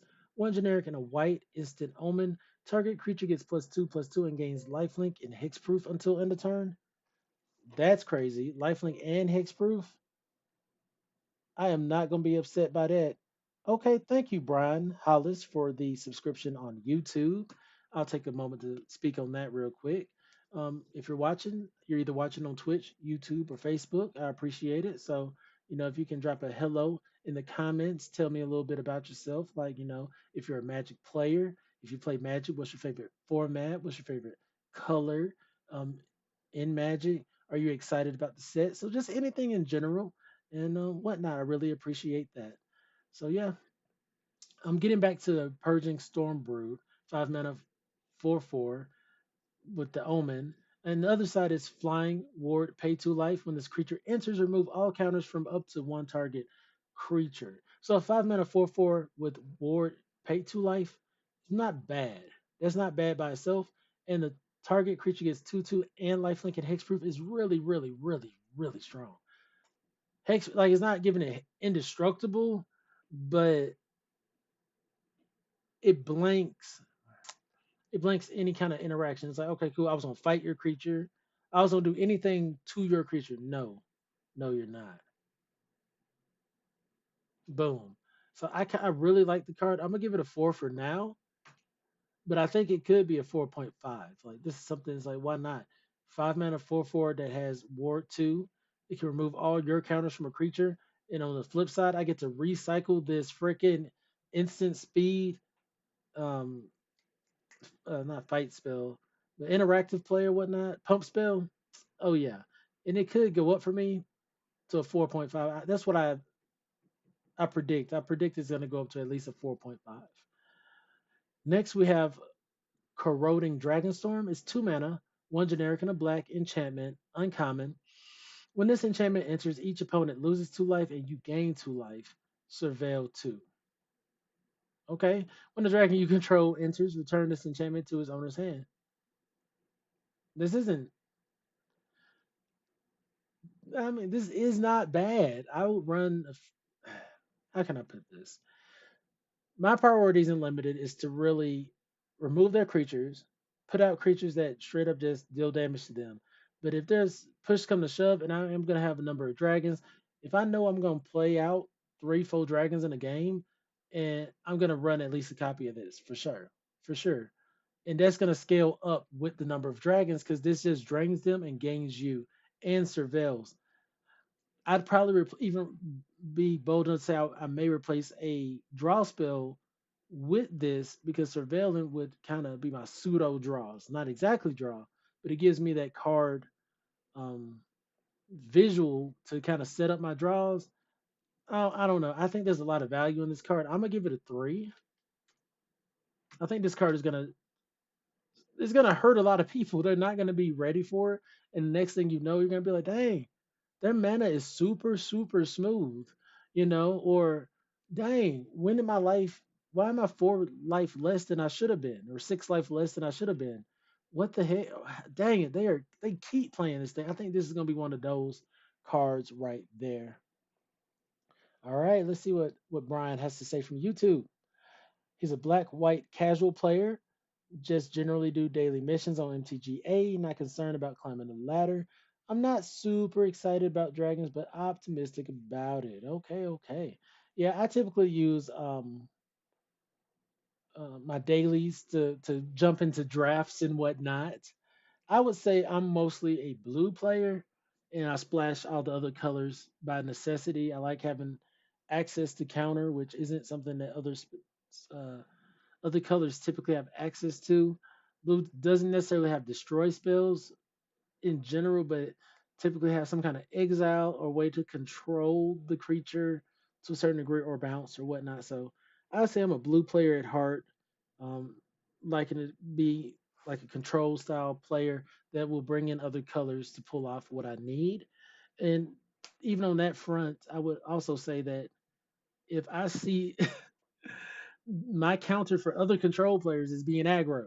So if I see there's too many other control players around or playing too much, I'll go another route and I will choose like mono red aggro to kind of cut under there just because I don't want to deal with other control players.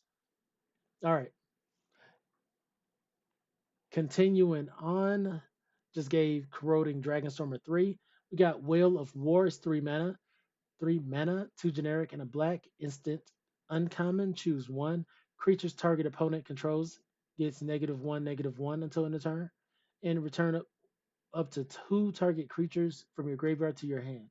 Instant speed, -1/-1 has never been enough for me and limited. I've never even -2/-2. I'm just like, it's just never been what I've needed at the time. Return 2 target creatures from your graveyard to hand at instant speed. That's not bad. So it kind of pairs decently with the -1/-1. So you have the options. I'm gonna give this a 2.5. It's really a bias against the -1 ability as the option, and this could be way better if it said choose one or both. Like if this had the option of beholding a dragon to do both, then the card would go up. That would make this card just excellent. But without it, I'm just like, okay, cool, it's okay. Next we have Desperate Measures, 1 mana, a black instant common, no, uncommon. Target creature gets +1/-1 until end of your turn. When it dies under your control this turn, draw 2 cards. So the alternative take on this card is typically a target opponent's creature gets -1, your creature gets +1/+1. This took a spin and just made it the same creature gets +1/-1. It made it so you could use it on your own creatures, basically a sack effect to draw a card. I'm gonna give this a 2. This seems like a trap to me. Just something about it just screams like unreliable. So I think it could be good, but -1 just isn't enough. You probably need like -2. And the reason that the other card, in my opinion, was a bit better, -1 on their creature, +1 on my creature, I may set myself up to win a fight where this isn't doing that per se. Yeah, I'm gonna give it a 2 and see how it goes. Next, we have Strategic Betrayal. It's 2 mana, 1 generic, and a black sorcery. Target opponent exiles a creature they control and their graveyard. 2 mana. Oh, okay. I'll give it a 4. I'd run 4 of those. If you're not playing tokens, exile a creature you control. I don't even have to touch it. So you got Ward. I don't care. You got Hexproof. No, you're doing this to yourself. Stop hitting yourself. Stop hitting yourself. And exiling your graveyard, so I'm eating up your resources at the same time. This is low key, really, really, really, really good to me. It's really good, and it eats their graveyard, just exiles the whole yard and the creature, so the creature doesn't have any recur value. This is A1. Next, we have Krumar Initiate, 2 mana, 1 generic and a black, creature, human, cleric, uncommon, pay X, black, tap, pay X, life. This creature endures X, activate only as a sorcery. Put X plus one counters on it or create an XX white spirit creature token. It's a 2/2. So a 2/2 for 2 with a lot of text on it. You got to pay black and X, tap it, pay the life, endure.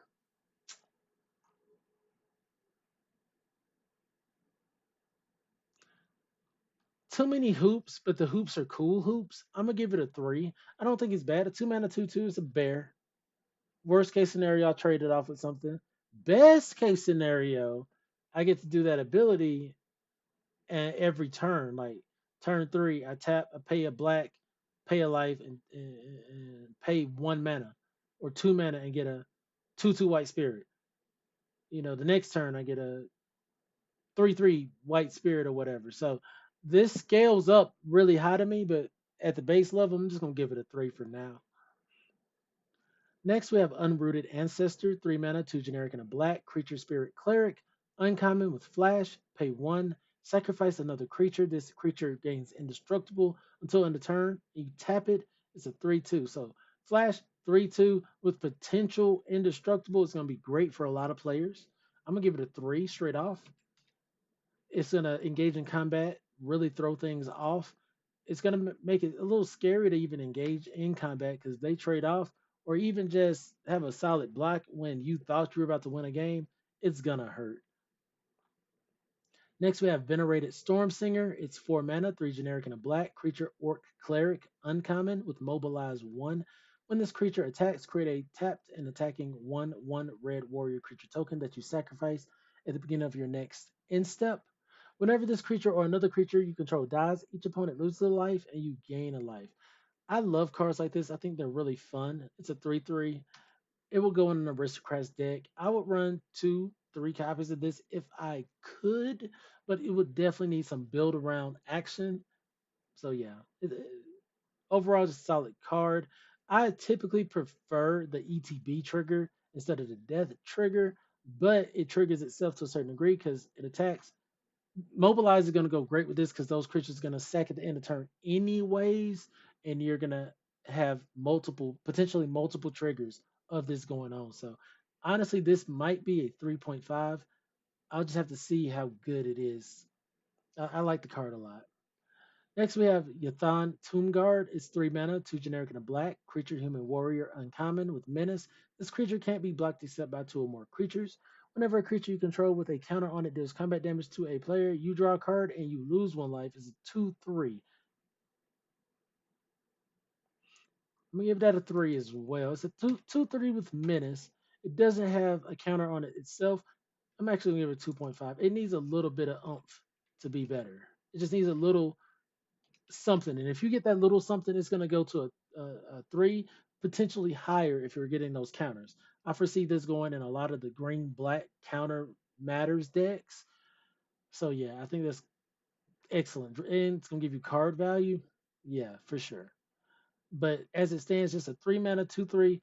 I th- no, I think it's a little bit under 3. Next, we have Unburied Earth Carver. It's 2 mana, 1 generic and a black. Creature, human, warrior, common. Pay 2, sacrifice another creature. Put a +1/+1 counter on this creature is a 2/2.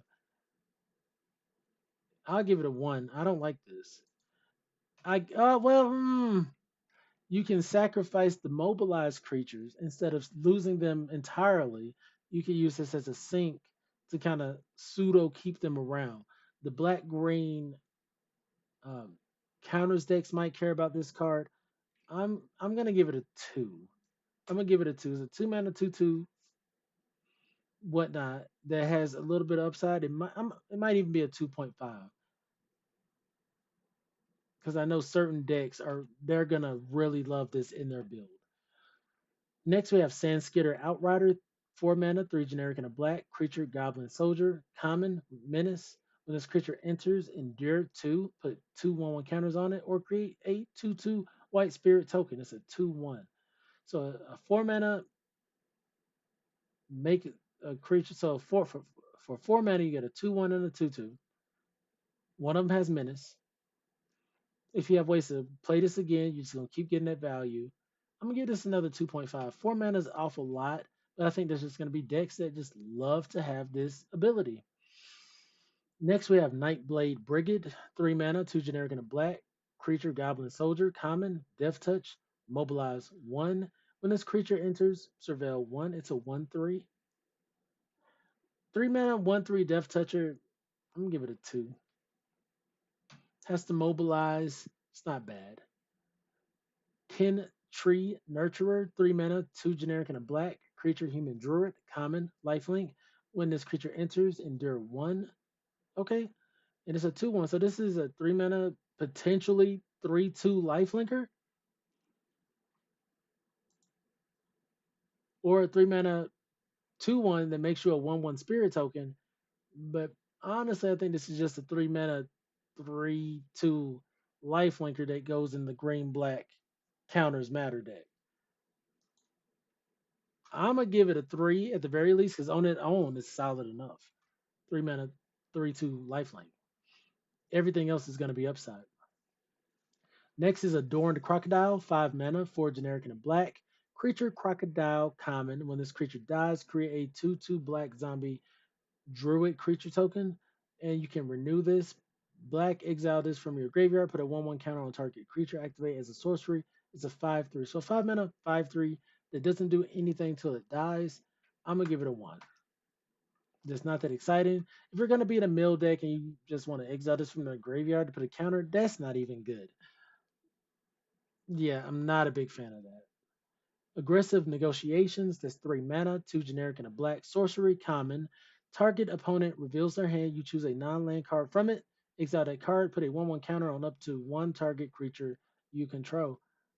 I'm gonna get at a 2. I don't typically like one for ones. Like, I looked in your hand and I got something, you discarded it. This isn't necessarily a one for one. This is a one for two. I got to discard something from your hand and put a counter on my creature. So this might be a 2.5 for me. I think this is something the um the green black counters are just gonna eat up. Oh, I was going back to 2. I thought it was a 2 mana card, like it typically is in other formats, but it's 3. For 3 mana, I don't know how excited I am to do that. Next, we have Delta Bloodflies. It's 2 mana, 1 generic and a black. Creature insect, common, flying. When this creature attacks, if you control a creature with a counter on it, each opponent loses 2 life. No, loses 1 life, and it's a 1/2. I'm gonna give it a 3. 2 mana, 1/2. When it attacks, if you control a creature with a counter on it. So multiples of this is just gonna go crazy. You got 3 copies of this. You're swinging. Oh yeah, 3 damage. You have one creature with a counter on it. So not only am I swinging in the air for 3, you're gonna take 3 damage for that. You're taking an additional 3 damage for each copy. X, Y, and Z. So I think this is really good. Honestly, it scales up in decks with the counters on it, but by itself, just 2 mana, 1/2. It's still a 3 in my opinion. It's still gonna get in the air to attack. All you can ask for is for it to be a 2 mana 2/2 flyer, and that's way better than average. All right. Next, we have Worthy Cost. That's black, sorcery, common. As an additional cost to cast this spell, sacrifice a creature, exile target creature or planeswalker. I'm gonna put that as a 2. I personally prefer the ones with the alternative cost. Like, this is a situation where I feel like having that dragon whatever ability where you can reveal a dragon, or if you had one on board you can get extra value off the card or something like that. But just having to just straight up sack my creature to exile yours, I'm not the biggest fan of, even though it's very valuable. I don't typically first pick these cards. I typically last resort these cards, and I would prefer the ones that had like an alternative cost, like pay 4 or something like that.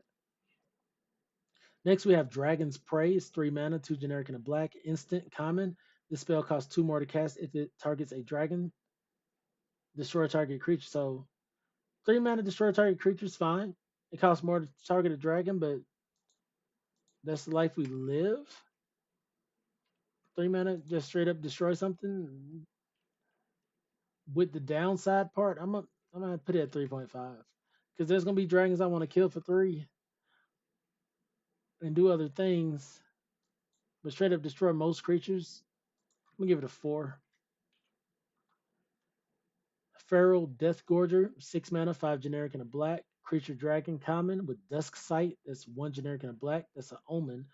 Put a 1/1 counter on up to one target creature, draw a card. The other side, Flying Death Touch. When this creature enters, exile 2 target cards from a single graveyard. It's a 3/5. So a 6 mana 3/5 isn't overly exciting, but it does have Flying Death Touch, which is cool. The 1/1 counter on up to one target creature, draw a card is what every green black counter. Black is gonna be that green, like it's gonna be. There's a lot of support coming from black for the green black counters matter build, and they're good. This card is solid to me. You get to run those omens again. I'm really a fan of these omens. They just cycle back into your library. Okay, I'm gonna give this a 4. I think it's really good. I think it's a 4.5, but I think only certain decks are gonna get max value out of it. So I think the green black decks are gonna get like 5.0 value out of it, whereas other decks are only gonna get about a 4 at the baseline. Next, we have Alesha's Legacy, 2 mana, 1 generic and a black instant common. Target creature you control gains Death Touch and Indestructible until end of turn.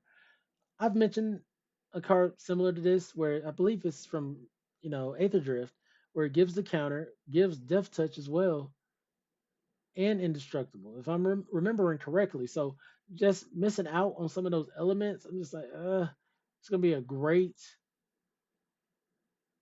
Okay, I save my thing, you lose your thing situation, but there's no residual value with it. I'm gonna give it a like a 2. Next, we have Abzan Devotee. That's 2 mana, 1 generic and a black. Creature, dog, cleric, common. That's pay 1, add 1 white, black, or green. Activate only once each turn. And you can pay 3. That's 2 generic and a black. Return this card from your graveyard to your hand. And it's a 2/1. So it's a 2 mana, 2/1. That fixes, and you can return from the graveyard. I'm going to give it a 3. This set, everyone is going to want to run that 5 color nonsense. And anything in the appropriate colors that helps do that is going to be great. And the fact that you can just return this card from your graveyard to your hand over and over again, it makes cards that make you sacrifice or X, Y, and Z just even that much better. So I think that card is really great. Next, we have Cruel Truths. It's 4 mana, 3 generic, and a black instant common. Surveil 2, draw 2 cards, lose 2 life. No muss, no fuss. I'm going to give it a 2.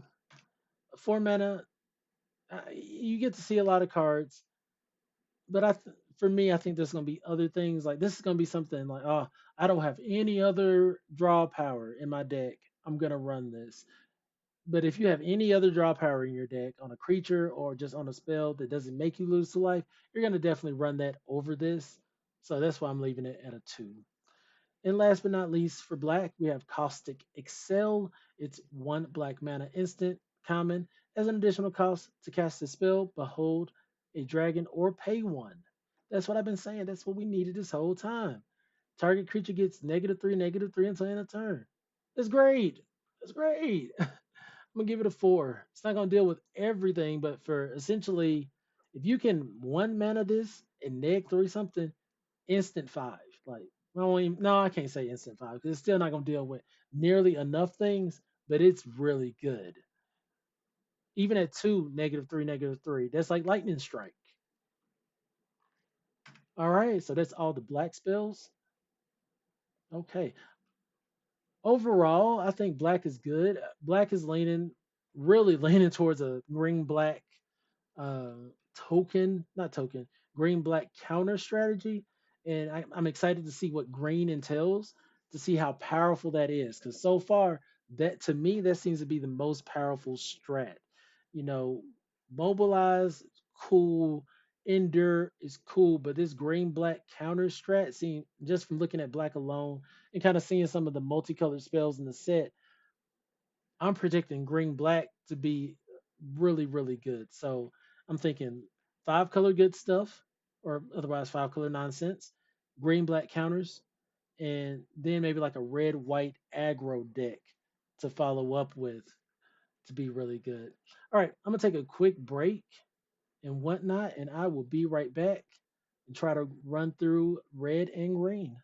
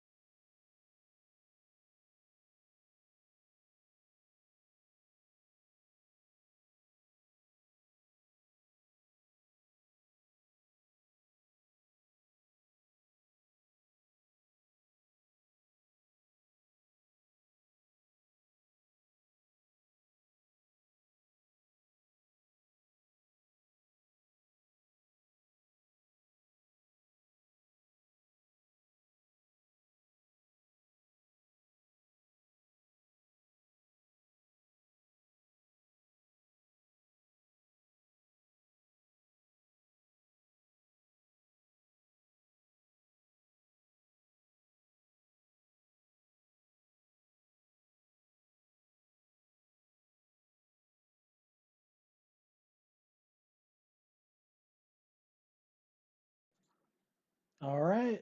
I have returned. I have returned.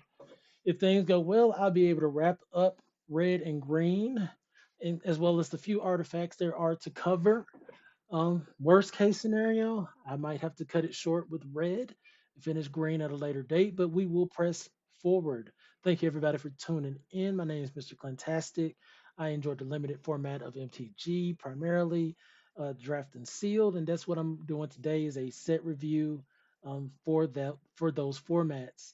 I'm using a 5 point scale, zero being totally unplayable, uh, five being just pick this pretty much every time, play as many copies as you want, as you can. So yeah, I love doing this every season if I can.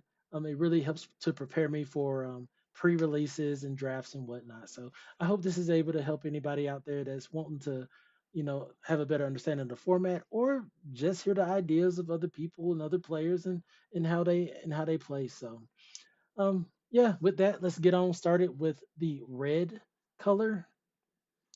We start off with Draco Genesis.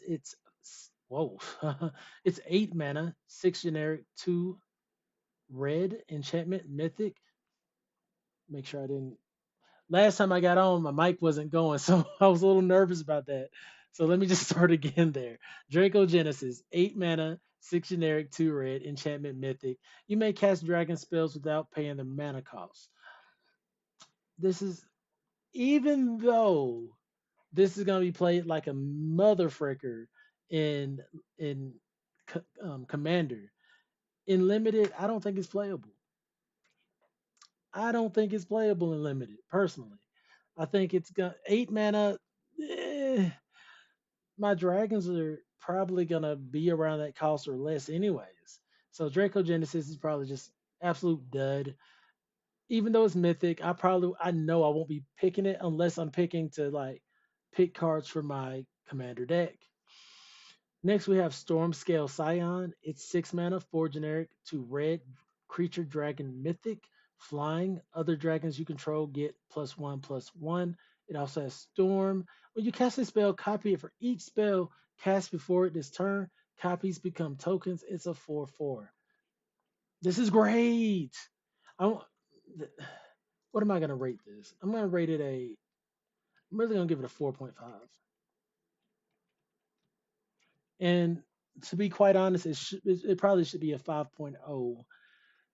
If you're ever able to play even one spell ahead of this and get two of these 4/4 dragons, that's great. But if you're able to play two spells on a turn and then follow up with this, so you get two of these, I guess they're only 4/4s, but they also give other dragons 1/1. So I'm, Mm, 6 mana 4/4 with Storm, and it gives other dragons 1/1. Worst case scenario, this is a 6 mana 4/4, no upside with flying. That's the upside. I'm gonna give it a 4 with upside. Best case scenario, it becomes a 5, and you kind of make 2, 3 dragons with it, and you win the game. Worst case scenario, you slam this down. You don't have any other dragons on the board. This is essentially a 6 mana 4/4. You didn't get any benefit off the storm. I could I could see the value of it just dwindle, dwindle, dwindle.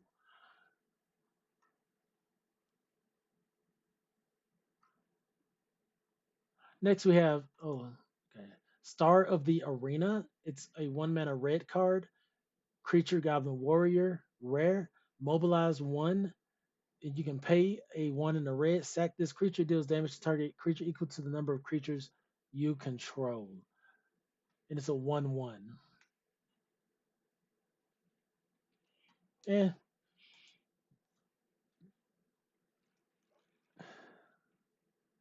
I could see red white decks kind of being like, okay, cool, I'll sack this creature, deal creature, target creature equal to the number of creatures I control, boom. But without that, I'm just like it's a 1 mana 1/1. That does have the mobilize one too, though. This may be a 3. This may be a three. This might be one of those things where I'm thinking too hard. This just does what it does and is gonna do it effectively. So yeah, I'm gonna leave it at a three and let it self play itself up or down. Next, we have Sarkhan Dragon Ascendant. It's 2 mana, 1 generic and a red, legendary creature, human druid, rare. When Sarkhan enters, you may behold a dragon. If you do, create a treasure token. When a dragon you control enters, put a 1/1 counter on Sarkhan until in the turn Sarkhan becomes a dragon in addition to its other types and gains flying. 2 mana, 2/2, potentially creates a treasure, legendary creature. Every time you play a dragon, put a 1/1 counter on it, gains flying. I'm gonna give it a three. I feel like this is in a lot of cases going to be a 2 mana 2/2, which is just it's not, a 2 mana 2/2 is not even average. It's really below average. The fact that it has the upside, I think, keeps it at three. But yeah, we have to see how that goes. Next, we have Tursa Light Shatter, 3 mana, 2 generic and a red legendary creature, orc wizard rare with haste. And when Tursa Light Shatter enters, discard up to 2 cards. When then draw that many cards. When Tursa Light Shatter attacks, if there are 7 or more cards in your graveyard, exile a card at random from your graveyard. You may play that card this turn. 3 mana 3/3 with haste isn't bad. I'm gonna give it a three. I mean, you can draw with it.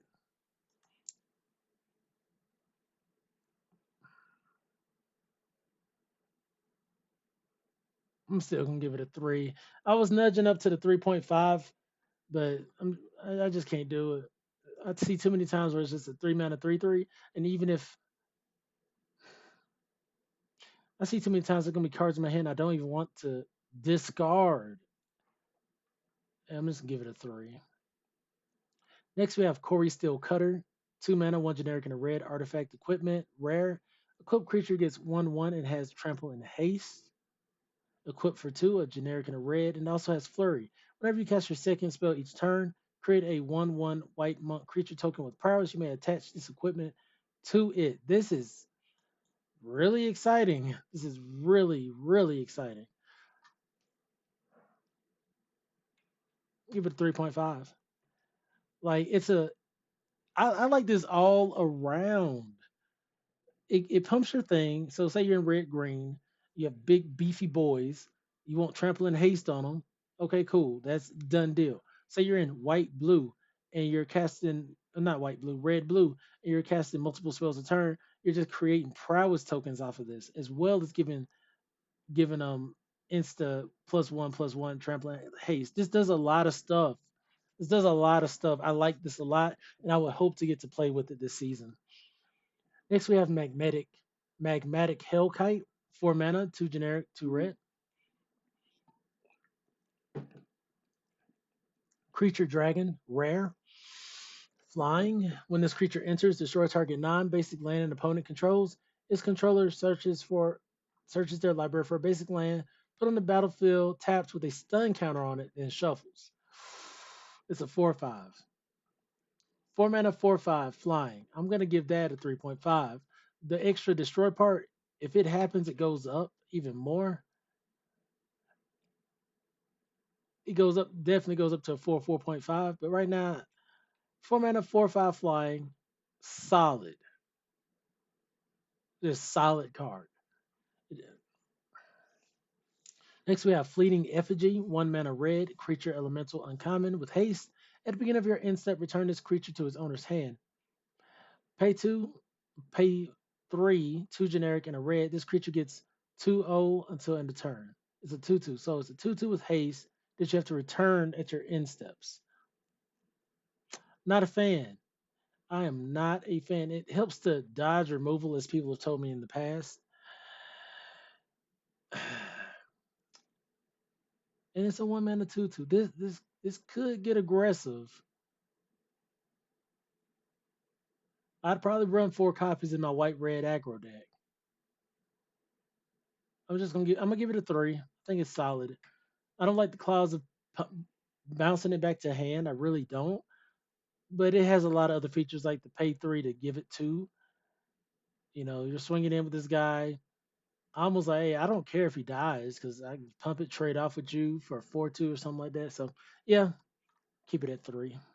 Next we have Iridescent Tiger, 5 mana, 4 generic and a red cat creature cat. Uncommon. When this creature enters, if you cast it, add 5 mana. It's a 3/4. And when that 5 mana is a white, blue, black, red, green. So for 5 mana, this enters the battlefield. It gives me 5 mana of whatever colors I want.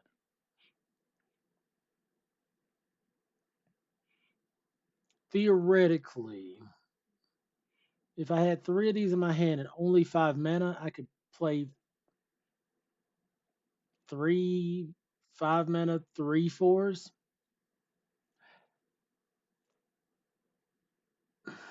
Am I that excited about that?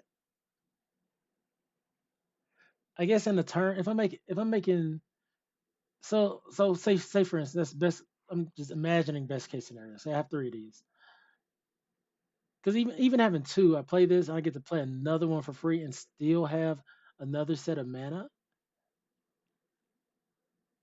But it's 5 mana to start. I'm gonna give it a 3 because I think it's interesting and can lead to some nasty situations. But that's what I'm gonna leave it at for now. Next we have Overwhelming Surge. That's 3 mana, 2 generic, and a red instant. Uncommon, choose one or both. Overwhelming Surge deals 3 damage to target creature, or you destroy target non artifact creature. Well, no, target non artifact. My dog is distracting me. He's up there barking. Give me just a moment.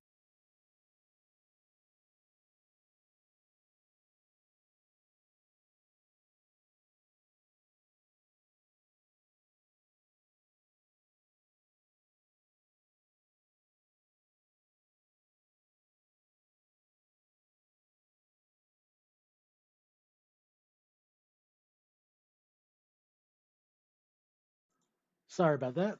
So, yeah, Overwhelming Surge, instant, choose one or both. 3 damage to a creature, or destroy target non creature artifact. Not bad. Instant speed really helps. 3 damage to target creatures, not bad. Destroy target non creature artifact isn't the worst. How many times is it going to come into play in this limited set? I do not know. 3 mana for 3. I'm going to give it like a 2.5. Next, we have Zergo's Vanguard. 3 mana, 2 generic and a red creature dog soldier. Uncommon with mobilize 1. This creature's power is equal to the number of creatures you control, and it's a blank 3. It doesn't have no kind of evasion. And I wish it was mobilize X, where X is the number of creatures you control. That would have been great. Otherwise, it's a 3 mana potentially. It could potentially be a 1/3. It does mobilize 1. It's just not exciting to me. I'm gonna give it a 2 actually. I don't know how often I would really want to play this guy unless I had something like sack this, deal damage equal to creature's power. That I don't know. I don't even know if the red white deck wants this. It doesn't have any kind of evasiveness or whatnot. Next we have Rune Scale Stormbrew. That's 4 mana, 3 generic and a red. Creature dragon uncommon with chilling screech. Instant omen. Counter target spell with mana value 2 or less. And on the other side, flying. Whenever you cast a non-creature spell or a dragon spell, this creature gets +2/0 until end of turn. It's a 2/4. So a 4 mana, 2/4 that has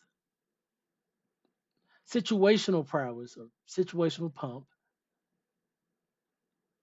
It already has evasion tacked on.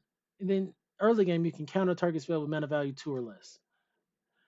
Once again, not one of my favorite omens, but the creature is actually pretty good. I'm going to give this a 3.5. Next, we have Breaching Dragonstorm. That's 5 mana, 4 generic, and a red enchantment. Uncommon. When this enchantment enters, exile cards from the top of your library until you exile a non-land card. You may cast it without paying its mana cost if that spell's mana value is 8 or less. If you don't, put that card in your hand. When a dragon you control enters, return this enchantment to its owner's hand. 5 mana, exile card top of your library until you exile non-land and cast it for free. If you got really good stuff in your deck, you're gonna want to play this, but for 5 mana,